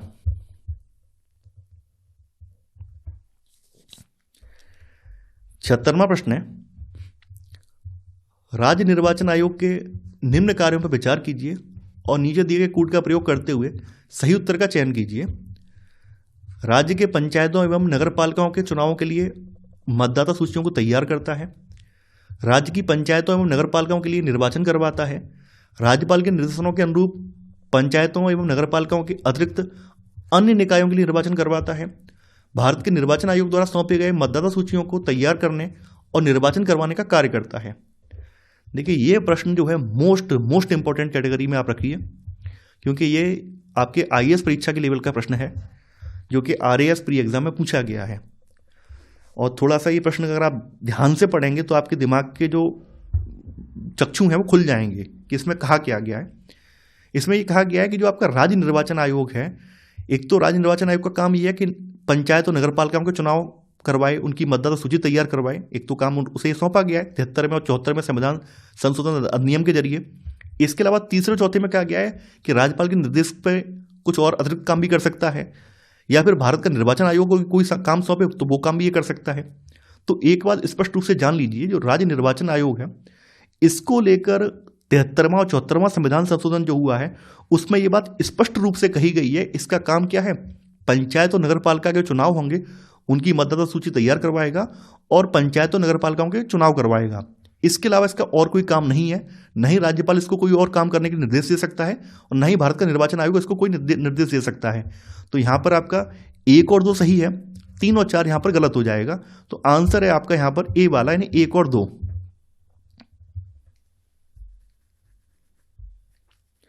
77वां प्रश्न है, पंचायतों के लिए कराए जाने वाले सभी निर्वाचनों के संचालन का अधीक्षण, निर्देशन और नियंत्रण निहित होता है राज्यपाल में, भारत के निर्वाचन आयोग में, जिला पंचायत राज अधिकारी में, राज्य निर्वाचन आयोग में। तो जैसा कि मैंने आपको बताया था कि ये सब किस में होता है निहित, ये होता है राज्य निर्वाचन आयोग में। तो आंसर है आपका यहां पर डी वाला। 78वां प्रश्न है, पंचायत निर्वाचन हेतु राज्य निर्वाचन आयुक्त नियुक्त किया जाएगा भारत के मुख्य निर्वाचन आयुक्त द्वारा, भारत के राष्ट्रपति द्वारा, राज्य के राज्यपाल द्वारा, उपरोक्त में से कोई नहीं। देखिए, पंचायतों के निर्वाचन के लिए राज्य निर्वाचन आयोग के गठन का प्रावधान जो है ये संविधान में किया गया है। संविधान का जो आर्टिकल 243 के है तो इसमें ये कहा गया है कि राज्य निर्वाचन आयोग का गठन जो है राज्यपाल के द्वारा किया जाएगा। राज्यपाल जो है राज्य निर्वाचन आयुक्त को नियुक्त करेगा। तो यहां पर आपका सही आंसर है सी वाला। 79वां प्रश्न है, एक व्यक्ति पंचायत का चुनाव लड़ सकता है यदि उसने पूर्ण कर ली है 25 वर्ष की आयु, 30 वर्ष की आयु, 21 वर्ष की आयु या 18 वर्ष की आयु। देखिए, संविधान का अनुच्छेद 243(f)(1) ये प्रावधान करता है कि एक व्यक्ति पंचायत का चुनाव लड़ सकता है यदि उसने 21 वर्ष की आयु पूरी कर ली है। तो आंसर है आपका यहां पर सी वाला। 80वां प्रश्न है, निम्नलिखित पर विचार कीजिए, किसी भी व्यक्ति के लिए पंचायत का सदस्य बनने के लिए न्यूनतम निर्धारित आयु 25 वर्ष है। पंचायत के समय पूर्व भंग होने के पश्चात पुनर्गठित पंचायत केवल अवशिष्ट समय के लिए जारी रहती है। आपको यहां बताना है कौन सा कथन आपका सही है। देखिए, जैसा कि मैंने आपको बताया था, पंचायत का सदस्य बनने के लिए प्रावधान जो है आर्टिकल 243(f)(1) में किया गया है और इसके तहत 21 साल की एज होनी चाहिए। तो यहाँ पर 25 साल लिखी है जो कि गलत है। तो पहला वाला विकल्प आपका गलत हो जाएगा। इसके अलावा जो संविधान का अनुच्छेद 243(e) है इसमें जो है पंचायतों के समय की बात की, पंचायत कितनी अवधि के लिए रहेगी उस अवधि की बात की गई है। तो यहाँ पे बताया गया कि अगर पंचायत के समय पूर्व भंग हो जाती है तो उसके पश्चात जो पुनर्गठित पंचायत है वो केवल शेष बचे हुए समय के लिए जारी रहती है। तो यहाँ पर आपका सेकंड वाला सही है, पहला वाला गलत है। तो आंसर है आपका यहाँ पर बी वाला, यानी केवल दूसरा। 81वां प्रश्न है, निम्नलिखित में से कौन पंचायतों की वित्तीय स्थिति का पुनर्विलोकन करने के लिए वित्त आयोग का गठन करता है? संबंधित राज्य का मुख्यमंत्री, संबंधित राज्य का वित्त मंत्री, संबंधित राज्य का राज्यपाल, संबंधित राज्य का पंचायती राज मंत्री। देखिए, संविधान का आर्टिकल 243(i) ये प्रावधान करता है कि राज्य का राज्यपाल प्रत्येक 5 वर्ष पर, यानी कि जैसी पंचायत की अवधि समाप्त होगी तो अवधि समाप्त होने पर ये वित्त आयोग का गठन करेगा। तो यहाँ पर आपका सही आंसर है सी वाला, यानी 81 का सी वाला। 82वां प्रश्न है, पंचायतों की वित्तीय अवस्था का मूल्यांकन करने के लिए वित्त आयोग के गठन का प्राधिकार किसको प्राप्त है? राज्य के गवर्नर, राज्य के मुख्यमंत्री, विधानसभा के अध्यक्ष, भारत के राष्ट्रपति। तो यह अधिकार जो है राज्य के गवर्नर यानी कि राज्य के राज्यपाल के पास है। 83वां प्रश्न है, निम्नलिखित में से कौन राज्य सरकार तथा स्थानीय शासन के बीच राजस्व बंटवारे के लिए उत्तरदायी है? मुख्यमंत्री, राज्यपाल, राज्य वित्त आयोग या उपरोक्त में से कोई नहीं। देखिए, ये काम है राज्य वित्त आयोग का। तो यहाँ पर आपका सही आंसर है सी वाला। 84वां प्रश्न है, राज्य वित्त आयोग का गठन भारतीय संविधान के अंतर्गत किया जाता है आर्टिकल 247 एच के अनुसार, आर्टिकल 247 आई के अनुसार, आर्टिकल 247 जे के अनुसार या आर्टिकल 247 के अनुसार। तो जैसा कि मैंने अभी आपको बताया था कि इसका गठन अनुच्छेद 247 आई के अनुसार किया जाता है, तो आंसर है यहां पर बी वाला। 85वां प्रश्न है, निम्नलिखित में से कौन सा एक प्राधिकरण किसी राज्य के राज्यपाल को उस विशेष राज्य की पंचायतों द्वारा विनियोजित हो सकने वाले करों और शुल्कों के निर्धारण के सिद्धांतों के विषय में संस्तुति करता है? जिला योजना समितियां, राज्य वित्त आयोग, उस राज्य का वित्त मंत्रालय, उस राज्य का पंचायती राज मंत्रालय। देखिए ये संस्तुतियां जो है राज्य वित्त आयोग करता है, तो यहां पर आपका सही आंसर है बी वाला। 86वां प्रश्न है, भारतीय संविधान के निम्नलिखित अनुच्छेदों में से कौन सा अनुच्छेद राज्य की सरकारों को ग्राम पंचायतों को संगठित करने का निर्देश देता है? अनुच्छेद 32, अनुच्छेद 40, अनुच्छेद 48, अनुच्छेद 51। देखिए अनुच्छेद 40 ये निर्देश देता है कि राज्य की सरकारें ग्राम पंचायतों को संगठित करेंगी, तो यहां पर आपका सही आंसर है बी वाला।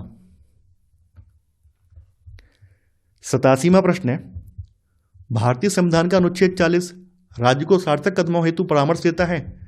समान सिविल संहिता के संबंध में, ग्राम पंचायतों के संगठन के संबंध में, नगर पालिकाओं के गठन के संबंध में, कर्मकारों के लिए निर्वाह योग्य मजदूरी के संबंध में, या आर्टिकल 40 जो है ग्राम पंचायतों के संगठन के संबंध में राज्य को निर्देश देता है, तो यहां पर आपका सही आंसर है बी वाला।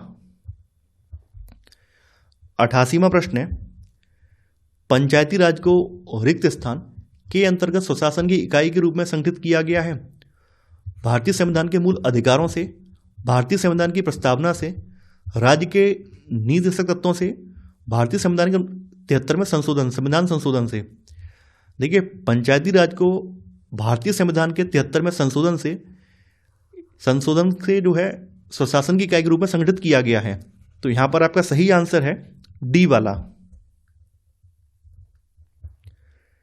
89वां प्रश्न है, भारतीय संघात्मक व्यवस्था में तृतीय तल कब जोड़ा गया? 1990, 1991, 1992, 1993। तृतीय तल का मतलब है कि हमारे यहाँ पर जो संघात्मक लोकतांत्रिक व्यवस्था थी उसमें पहले से 2 तल मौजूद थे। एक तो केंद्र सरकार वाला, दूसरा राज्य सरकार वाला था। तीसरा जो स्थानीय सरकार का जो तल है वो 73वें संविधान संशोधन अधिनियम के जरिए 1993 में जोड़ा गया है, क्योंकि ये अधिनियम जो था वो 24 अप्रैल 1993 को लागू हुआ है, तभी से ये तल जुड़ा है। तो यहां पर आपका सही आंसर है डी वाला, यानी 1993।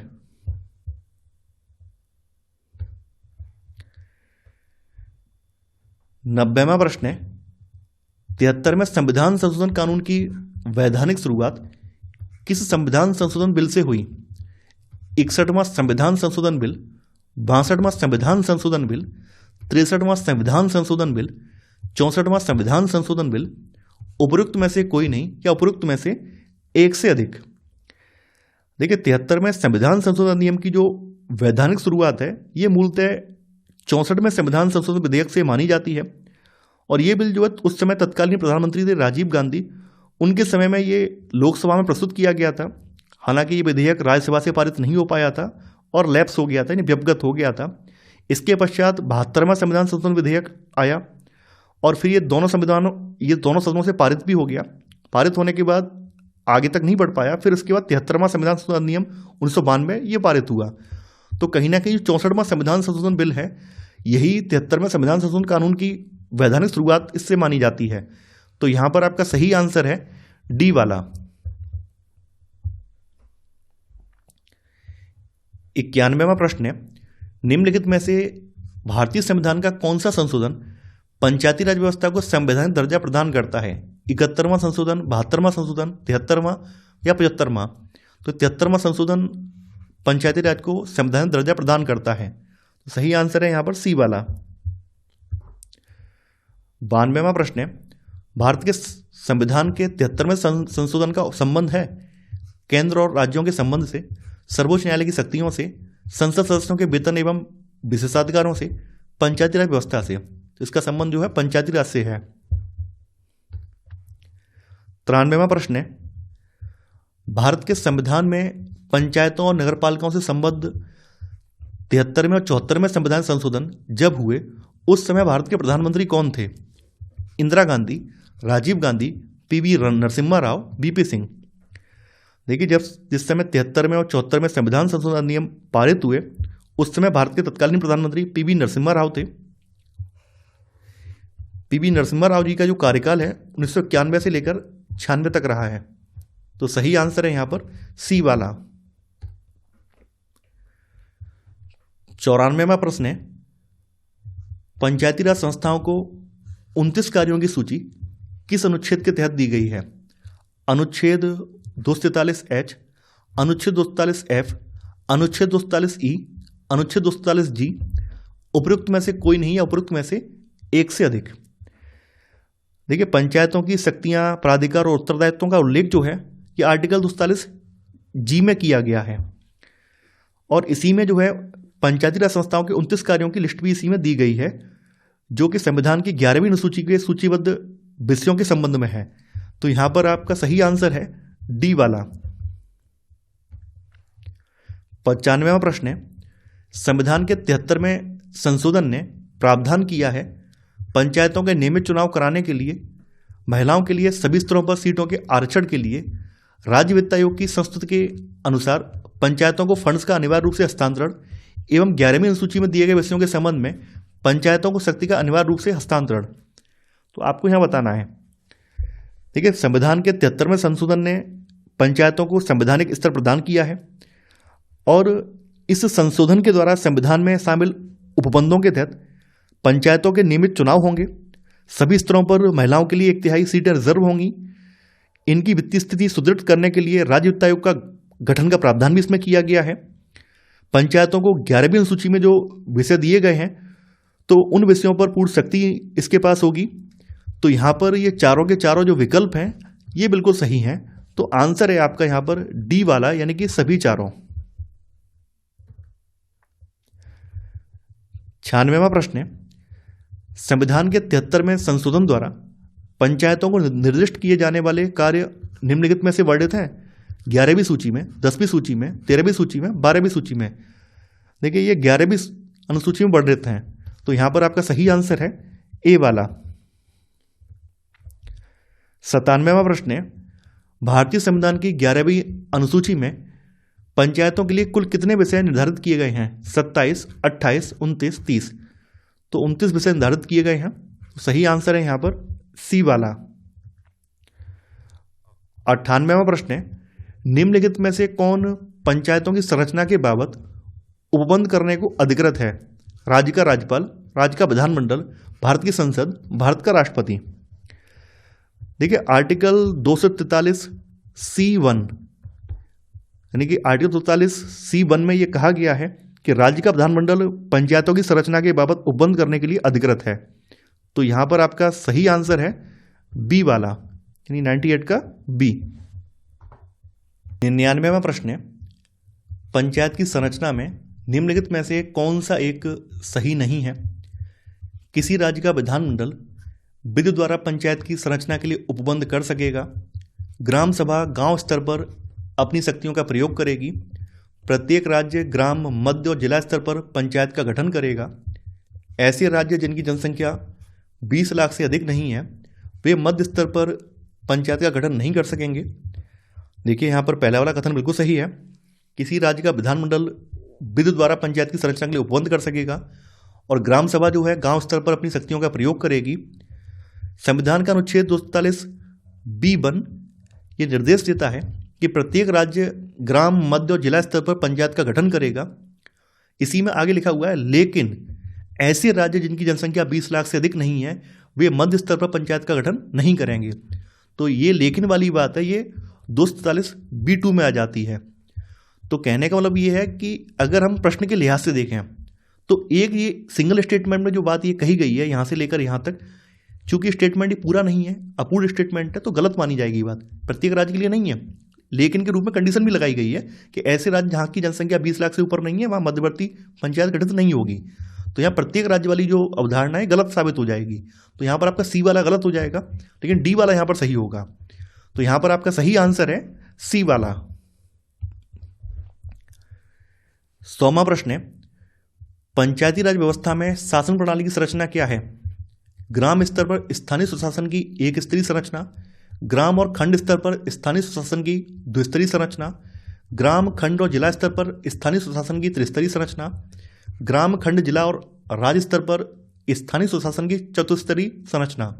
तो यहाँ पर आपका आंसर है सी वाला, ग्राम खंड और जिला स्तर पर स्थानीय सुशासन की त्रिस्तरीय संरचना। तो आंसर है आपका सी वाला। 101वां प्रश्न है, वह न्यूनतम जनसंख्या कितनी है जिसके नीचे 73वें संशोधन अधिनियम के उपबंध के अनुसार मध्यवर्ती स्तर पर पंचायतें गठित नहीं की जा सकेंगी? 25 लाख, 20 लाख, 35 लाख, 30 लाख। तो ये 20 लाख का रखा गया है। तो यहां पर आपका सही आंसर है बी वाला। 102वां प्रश्न है, भारत में प्रत्येक पंचायत का कार्यकाल किस दिनांक से 5 वर्ष का होगा?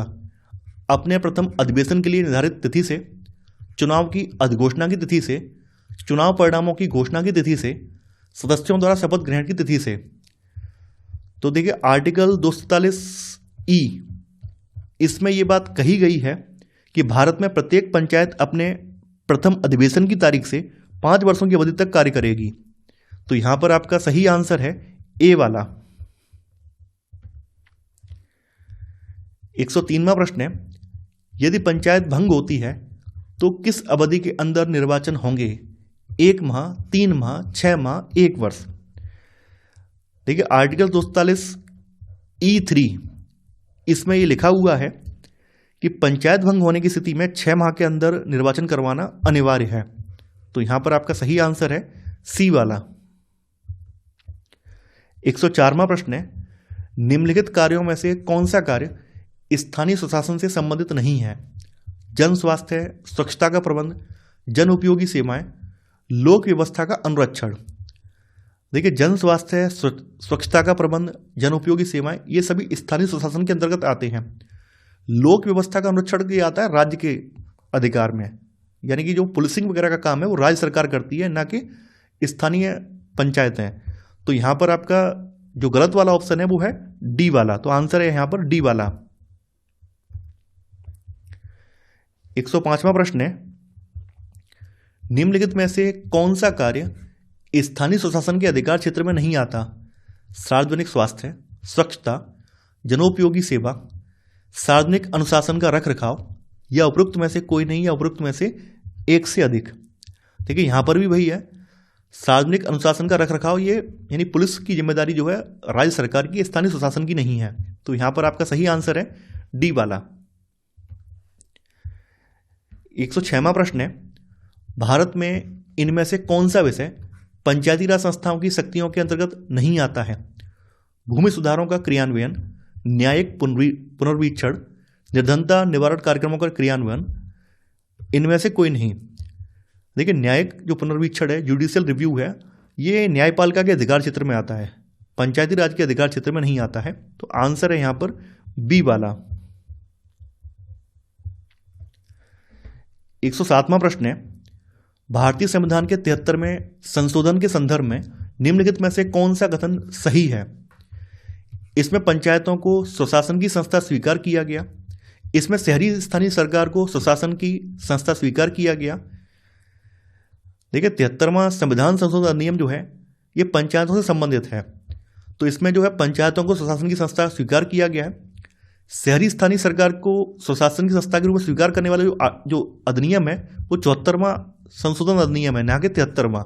तो यहां पर आपका सेकंड वाला गलत हो जाएगा, केवल पहला वाला सही है। तो आंसर है आपका सी वाला, केवल एक। 108वां प्रश्न है, पंचायत के चुनाव कराने हेतु निर्णय किसके द्वारा लिया जाता है? केंद्र सरकार द्वारा, राज्य सरकार द्वारा, जिला न्यायाधीश द्वारा, चुनाव आयोग द्वारा। देखिए पंचायतों के चुनाव की जो जिम्मेदारी है वो राज्य सरकार की है, क्योंकि राज्य सरकार के अधीन आता है, और जो राज्य सूची है, राज्य सूची की जो प्रविष्टि नंबर 5 है उसमें पंचायतों का जिक्र भी किया गया है। इसके अलावा आर्टिकल 247C है, इसके अनुसार किसी राज्य का विधानमंडल विधि के द्वारा पंचायतों की संरचना हेतु उपबंध कर सकेगा। तो ये राज्य सरकार का विषय है, न कि केंद्र का, न ही न्यायाधीश का, न ही चुनाव आयोग का, ये राज्य सरकार का विषय है। तो आंसर है यहां पर आपका बी वाला। 109वां प्रश्न है, संविधान के प्रावधानों के अंतर्गत पंचायत चुनाव कराने का निर्णय किया जाता है केंद्र सरकार द्वारा, राज्य सरकार द्वारा, भारत के चुनाव आयोग द्वारा, राज्य चुनाव आयोग द्वारा। तो ये निर्णय जो है राज्य सरकार करती है। तो यहां पर आपका सही आंसर है बी वाला। 110वां प्रश्न है, पंचायती राज प्रणाली किस सूची में है? संघ सूची, राज्य सूची, समवर्ती सूची, उपरोक्त में से कोई नहीं, उपरोक्त में से एक से अधिक। जैसा कि मैंने आपको बताया था कि पंचायतों को संविधान की 7वीं अनुसूची में राज्य सूची की प्रविष्टि नंबर 5 है, यानी संविधान की जो 7वीं अनुसूची है इसमें 3 सूचियों का वर्णन है, संघ सूची, राज्य सूची और समवर्ती सूची।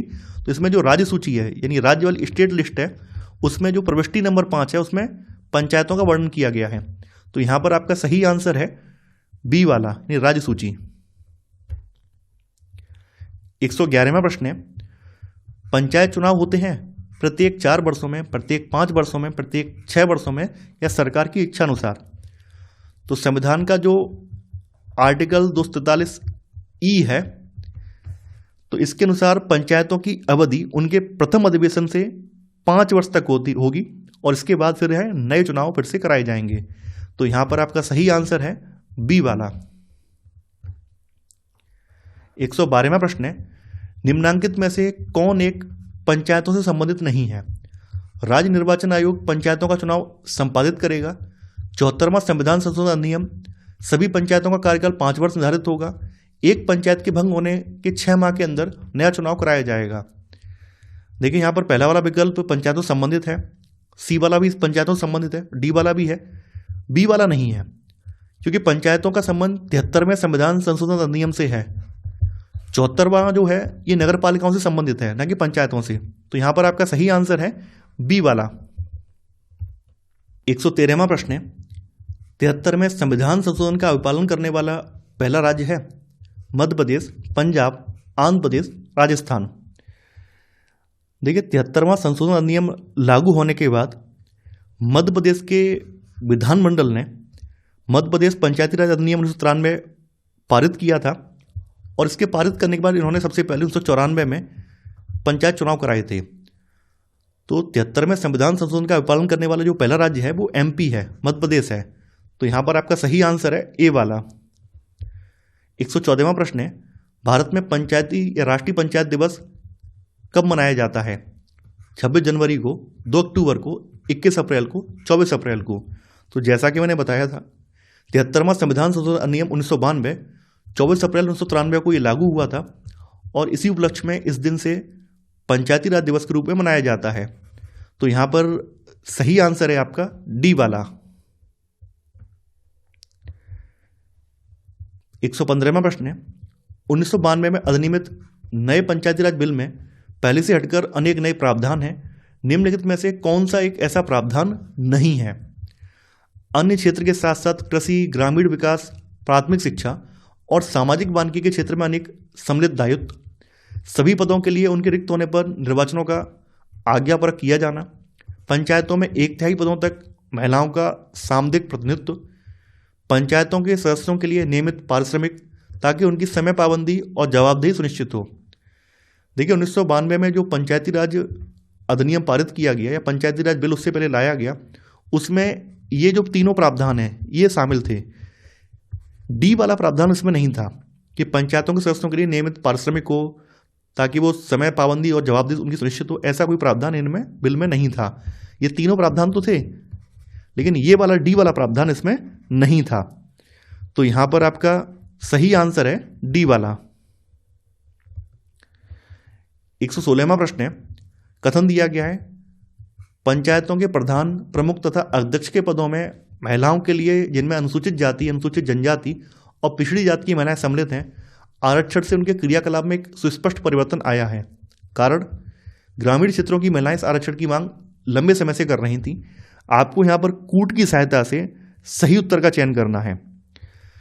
देखिए, संविधान के अनुच्छेद 243 डी के तहत पंचायतों में अनुसूचित जातियों, अनुसूचित जनजातियों के लिए आरक्षण की व्यवस्था की गई है, जिनमें से कम 1/3 स्थान संबंधित जातियों, जनजातियों की महिलाओं के लिए आरक्षित होंगे।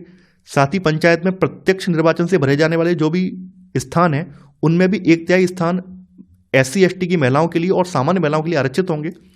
तो यहां पर आपका कथन ए तो सही है, हालांकि कारण आर जो है गलत है। पंचायतों में आरक्षण की जो मांग थी वो उसको लेकर कोई आंदोलन पहले कभी नहीं हुआ था, या पंचायतों में आरक्षण होना चाहिए, महिलाओं को तवज्जो मिलनी चाहिए, ऐसा कोई आंदोलन पहले कभी हुआ नहीं था। तो यहाँ पर कारण में जो स्टेटमेंट दिया गया, ये कहना गलत हो जाएगा कि ग्रामीण क्षेत्रों की महिलाएं इस आरक्षण की मांग लंबे समय से कर रही थी, ऐसा कहना उचित नहीं होगा। तो यहाँ पर ए तो सही है लेकिन आर गलत है। तो आंसर है यहाँ पर सी वाला, ए सही है परंतु आर गलत है। 117वां प्रश्न है, पंचायती राज संस्थाओं में महिलाओं के लिए आरक्षित स्थानों के संदर्भ में निम्नलिखित में से कौन सा कथन सही है? इसका प्रावधान संविधान के अनुच्छेद 243 D3 में किया गया है। यह आरक्षण अनुच्छेद 334 में निर्दिष्ट अवधि की समाप्ति पर प्रभावी नहीं रहेगा। आपको यहाँ पर कूट की सहायता से सही उत्तर का चयन करना है। आपको बताना है कौन सा स्टेटमेंट यहाँ सही है। देखिए, संविधान के भाग 9 के तहत जो आर्टिकल 243 D3 है, इसके अंतर्गत पंचायती राज संस्थाओं में महिलाओं के लिए स्थान आरक्षित किए गए हैं।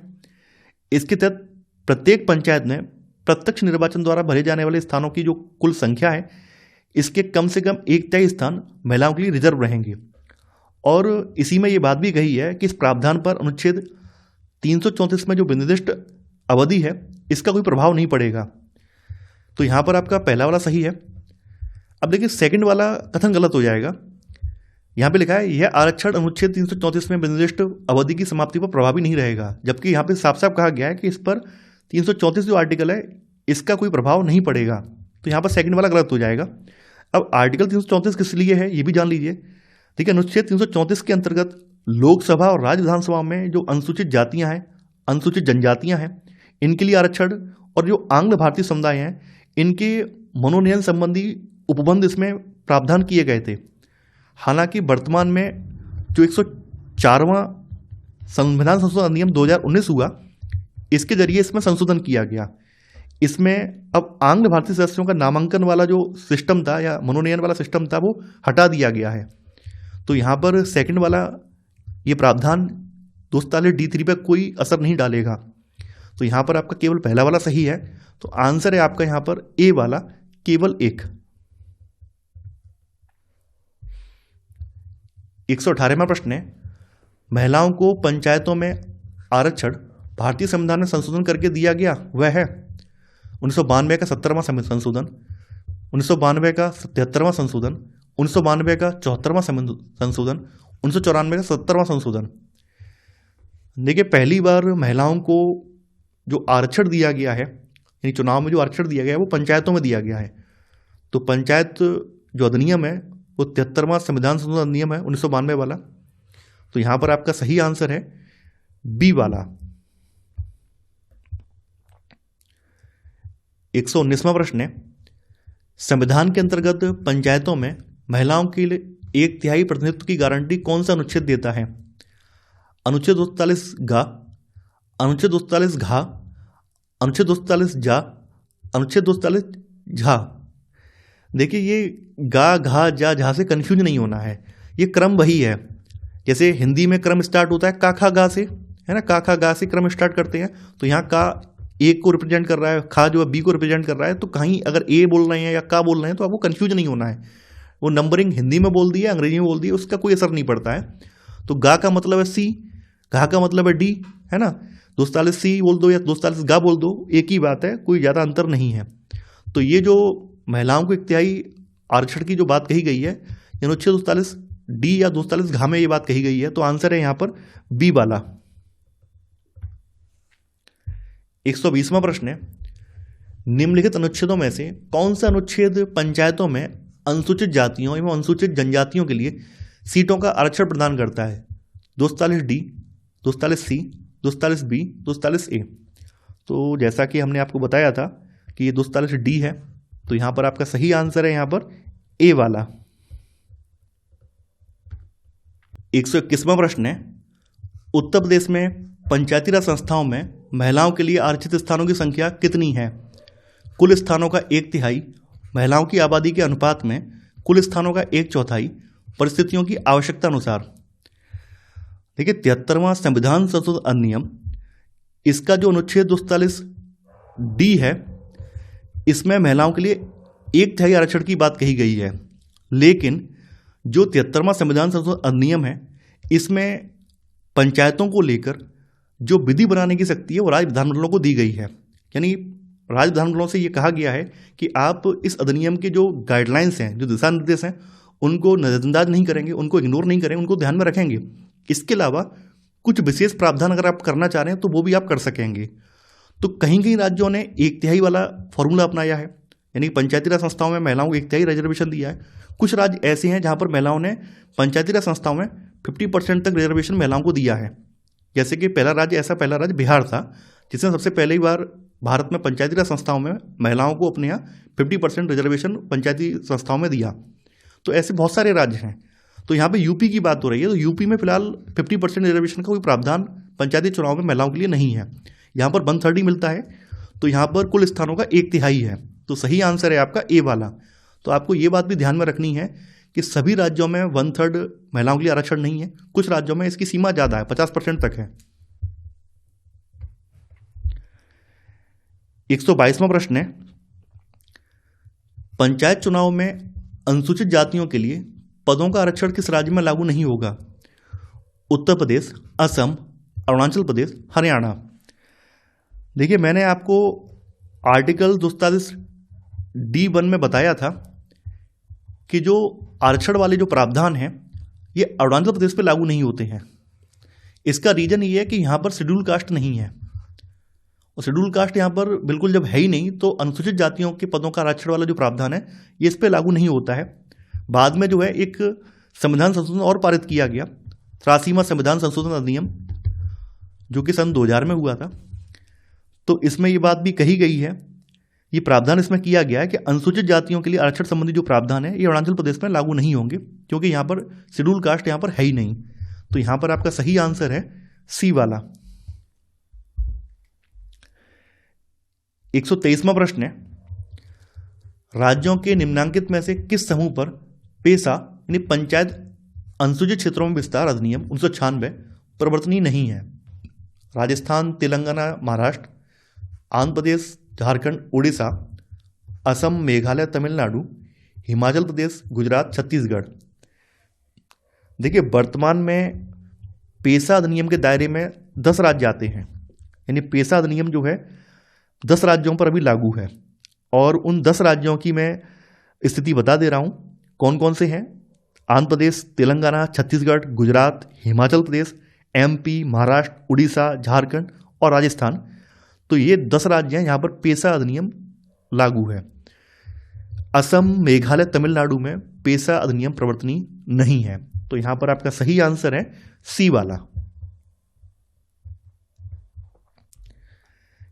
124वां प्रश्न है, पंचायत अनुसूचित क्षेत्रों में विस्तार अधिनियम 1996 के अंतर्गत समाविष्ट क्षेत्रों में ग्राम सभा की क्या भूमिका या शक्ति है? ग्राम सभा के पास अनुसूचित क्षेत्रों में भूमि का हस्तांतरण रोकने की शक्ति होती है।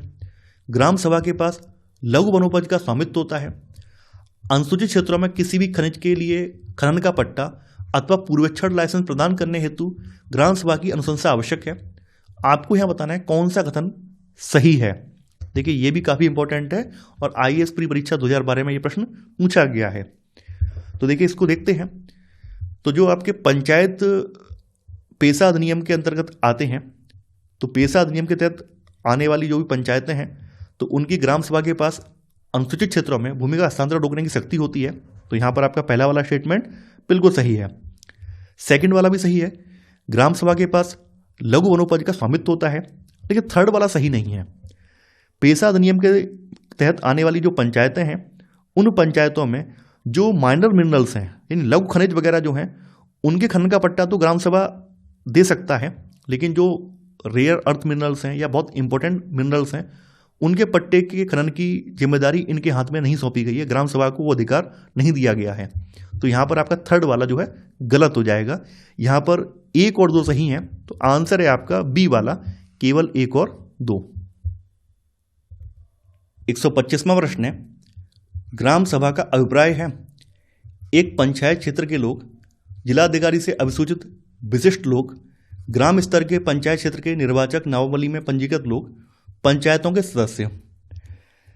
देखिए संविधान का जो अनुच्छेद 243 बी है, इसके अनुसार ग्राम सभा में ग्राम स्तर पर पंचायत क्षेत्र के भीतर समाविष्ट किसी ग्राम से संबंधित निर्वाचक सूची में पंजीकृत सभी व्यक्ति इसमें शामिल होते हैं। तो यहां पर आपका सही आंसर है सी वाला। 126वां प्रश्न है, 73वां संविधान संशोधन अधिनियम 1992 निर्दिष्ट करता है ग्रामीण क्षेत्रों में बेरोजगार एवं अल्प रोजगार वाले पुरुषों एवं महिलाओं के लिए अर्जक रोजगार का सृजन, मंद कृषि मौसम की अवधि में सहायतार्थ तथा कार्य हेतु इच्छुक समर्थ वयस्कों के लिए रोजगार का सृजन, देश में मजबूत एवं जीवंत पंचायती राज संस्थाओं की बुनियाद रखना, जीवन के अधिकार, व्यक्ति स्वतंत्रता एवं सुरक्षा, विधि के समक्ष समता एवं बिना भेदभाव की सुरक्षा की गारंटी। तो जैसा कि आप लोग जानते हैं 73वां संविधान संशोधन अधिनियम 1992 ये देश में मजबूत और जीवंत पंचायती राज संस्थाओं का प्रावधान करता है। सही आंसर है यहां पर सी वाला। 127वां प्रश्न है, 73वां संविधान संशोधन 24 अप्रैल 1993 से देश में प्रभावी हुआ है। यह राजस्थान में प्रोत्साहित करेगा नई एकीकृत राज्य व्यवस्था, ग्राम स्वराज्य बुनियाद, स्वशासन व्यवस्था, शासन सत्ता का केंद्रीकरण। देखिए ये जो पंचायती राज अधिनियम है ये सत्ता के विकेंद्रीकरण और स्वशासन व्यवस्था को प्रोत्साहित करने के लिए बनाया गया है।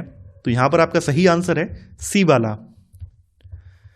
128वां प्रश्न है, निम्नलिखित में से कौन तृणमूल लोकतंत्र से संबंधित है?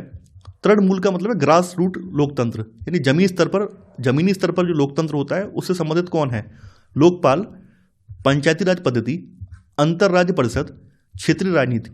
तो पंचायती राज पद्धति जो है ये तृणमूल लोकतंत्र का उदाहरण है या फिर जमीनी स्तर के लोकतंत्र का उदाहरण है। तो सही आंसर है यहां पर बी वाला। 129वां प्रश्न है, पंचायती राज एक व्यवस्था है स्थानीय स्तर पर सुशासन की, जैव संबंधों के साथ त्रिस्तरीय अभिशासन की, लोकतांत्रिक विकेंद्रीकरण की, पद सोपानिक संरचना की। आपको यहां पर कूट की सहायता से सही उत्तर का चयन करना है।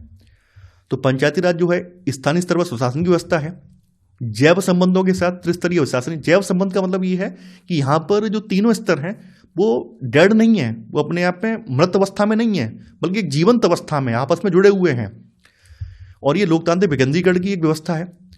पद सोपानिक संरचना नहीं है, क्योंकि जब पद सोपानिक संरचना हो जाती है तो विकेंद्रीकरण वाली नीति फ्लॉप हो जाती है। विकेंद्रीकरण का मतलब ही होता है कि यहाँ पर कोई एक व्यक्ति सुपीरियर नहीं है, बल्कि यहाँ सत्ता का विकेंद्रीकरण किया गया है।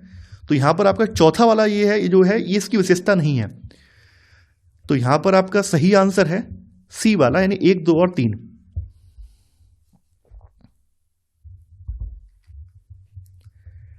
130वां प्रश्न है, पंचायती राज व्यवस्था का मूल उद्देश्य क्या सुनिश्चित करना है? विकास में जन भागीदारी, राजनीतिक जवाबदेही, लोकतांत्रिक विकेंद्रीकरण, वित्तीय संग्रहण यानी फाइनेंशियल मोबिलाइजेशन।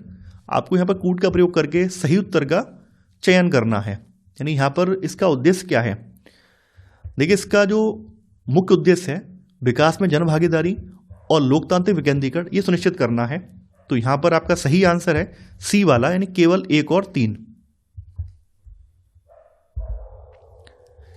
131वां प्रश्न है, स्थानीय सुशासन की सर्वोत्तम व्याख्या यह की जा सकती है कि यह एक प्रयोग है संघवाद का, लोकतांत्रिक विकेंद्रीकरण का, प्रशासकीय प्रत्यायोजन का, प्रत्यक्ष लोकतंत्र का। ठीक है, ये जो है लोकतांत्रिक विकेंद्रीकरण का एक प्रयोग है। तो सही आंसर है यहां पर बी वाला। 132वां प्रश्न है, पंचायती राज व्यवस्था अपनाई गई थी लोगों को राजनीतिक जागरूकता प्रदान करने हेतु, लोकतंत्र की शक्तियों के विकेंद्रीकरण के लिए, कृषकों को शिक्षित करने के लिए, उपयुक्त में से कोई नहीं। यानी ये व्यवस्था इसलिए अपनाई गई थी ताकि लोकतंत्र की शक्तियों का विकेंद्रीकरण किया जा सके। तो यहां पर आपका सही आंसर है बी वाला। 133वां प्रश्न है, ग्राम सभा सदस्यता की न्यूनतम आयु सीमा क्या है? 18 वर्ष, 25 वर्ष, 21 वर्ष, 20 वर्ष। तो ग्राम सभा सदस्यता की न्यूनतम आयु सीमा जो है 18 वर्ष है। सही आंसर है यहां पर ए वाला। 134वां प्रश्न है, भारत में सरकार के सबसे निचले स्तर के संदर्भ में निम्नलिखित कथनों पर विचार कीजिए। ग्राम सभा एक पंचायत के क्षेत्र में रहने वाले सभी वयस्कों की सभा होती है। इसमें सिर्फ एक गांव होता है। कोई भी व्यक्ति जिसकी उम्र 18 वर्ष या उससे ज़्यादा हो, जिसे वोट देने का अधिकार प्राप्त हो, जिसका नाम गांव की मतदाता सूची में हो, वह ग्राम सभा का सदस्य होता है। आपको यहाँ बताना है कौन सा कथन आपका सही है। देखिए, ग्राम सभा एक पंचायत के क्षेत्र में रहने वाले सभी वयस्कों की सभा होती है।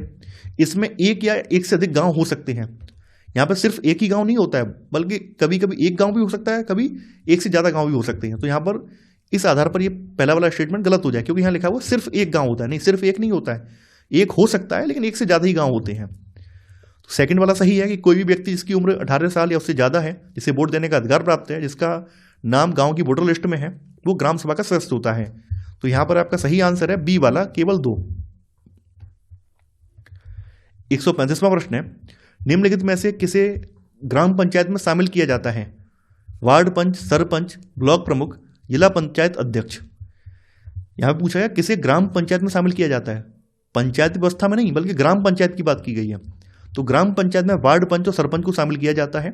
यही लोग ग्राम पंचायत में आते हैं। तो यहां पर आपका सही आंसर है ए वाला, यानी कि 1 और 2। 136वां प्रश्न है, ग्राम पंचायत के दैनिक कार्यों और कार्यवाहियों के लिए स्थापित तंत्र के संदर्भ में आपको निम्नलिखित कथनों पर विचार करना है।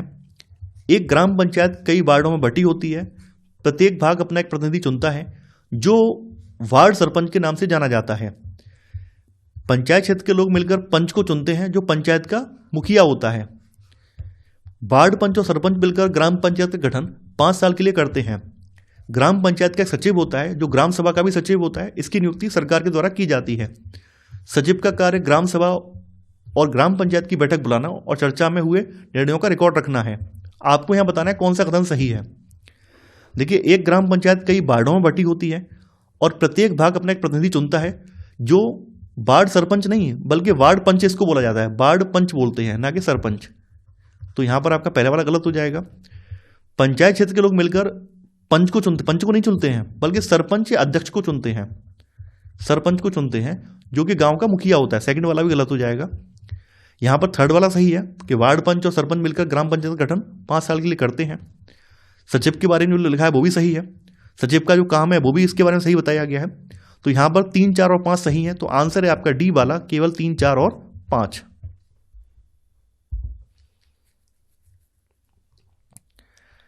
137वां प्रश्न है, ग्राम पंचायत के कार्यों के संदर्भ में निम्नलिखित कथनों पर विचार कीजिए।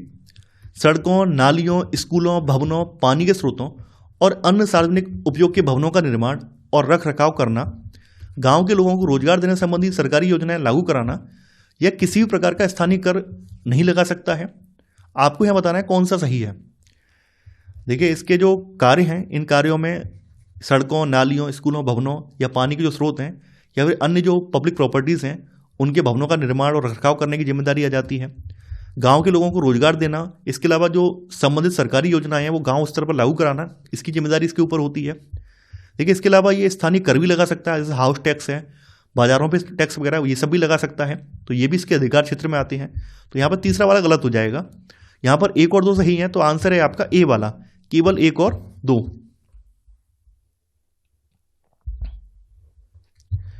138वां प्रश्न है, ग्राम पंचायत के आमदनी स्रोतों के संदर्भ में निम्नलिखित कथनों पर विचार कीजिए। घरों व बाजारों पर लगाए जाने वाले कर से मिलने वाली राशि, विभिन्न सरकारी विभागों द्वारा चलाई गई योजनाओं की राशि जो जनपद एवं जिला पंचायत से आती है, समुदाय के काम के लिए मिलने वाले दान। आपको यहां बताना है कौन सा असत्य है, कौन सा गलत है। देखिए, ग्राम पंचायत की आमदनी के स्रोतों में घरों और बाजारों पर लगाए जाने वाले टैक्स से मिलने वाली धनराशि आती है। विभिन्न सरकारी विभागों द्वारा जो योजनाएं चलाई जाती हैं, इनके लिए जो जनपद और पंचायत से जो राशि आती है वो इन्हें मिलती है। इसके अलावा समुदाय के जो काम होते हैं उनसे मिलने वाले दान वगैरह, उनसे भी इनको आमदनी मिलती है। अब यहाँ पे तीनों ही कथन सही हैं, इनमें से कोई भी गलत नहीं है। तो आंसर होगा, इनमें से कोई भी असत्य नहीं है। तो आंसर होगा यहाँ पर डी वाला। 139वां प्रश्न है, पंचायती राज व्यवस्था की कार्यप्रणाली के संदर्भ में निम्नलिखित कथनों में से कौन सा गलत है, गलत बताना है। कुछ राज्यों में ग्राम सभाएं काम करवाने के लिए समितियां बनाती हैं, ये बात बिल्कुल सही है। ग्राम समितियों में कुछ सदस्य ग्राम सभा के और कुछ ग्राम पंचायत के होते हैं, ये भी सही है। पंचायत समिति की मदद से जिला परिषद सभी पंचायतों में आवंटित राशि के वितरण की व्यवस्था करती है, ये भी सही है।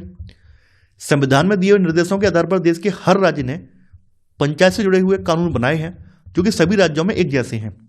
फिर से मैं कह रहा हूं, पंचायत से रिलेटेड जो कानून है सभी राज्यों में एक जैसे नहीं है। 73वां संविधान संशोधन अधिनियम एक बेसिक स्ट्रक्चर प्रदान करता है, एक बेसिक गाइडलाइन प्रदान करता है। उसी गाइडलाइन या उसी दिशा निर्देश के अनुरूप राज्य सरकारों ने उनको फॉलो करते हुए अपने राज्य के अकॉर्डिंग, राज्य में जो भी उन्हें जरूरी लगा उस अकॉर्डिंग उन्होंने अलग से प्रावधान भी ऐड किए हैं। तो यहाँ पर डी वाला कथन जो है गलत हो जाएगा कि यहाँ पर जो भी कानून बनाए गए हैं वो सभी राज्यों में एक जैसे हैं। जैसे कि रिजर्वेशन का ही प्रावधान ले लो, महिला रिजर्वेशन पंचायती राज व्यवस्था में किसी राज्य में 1/3 है, कहीं कहीं पे 50% तक है।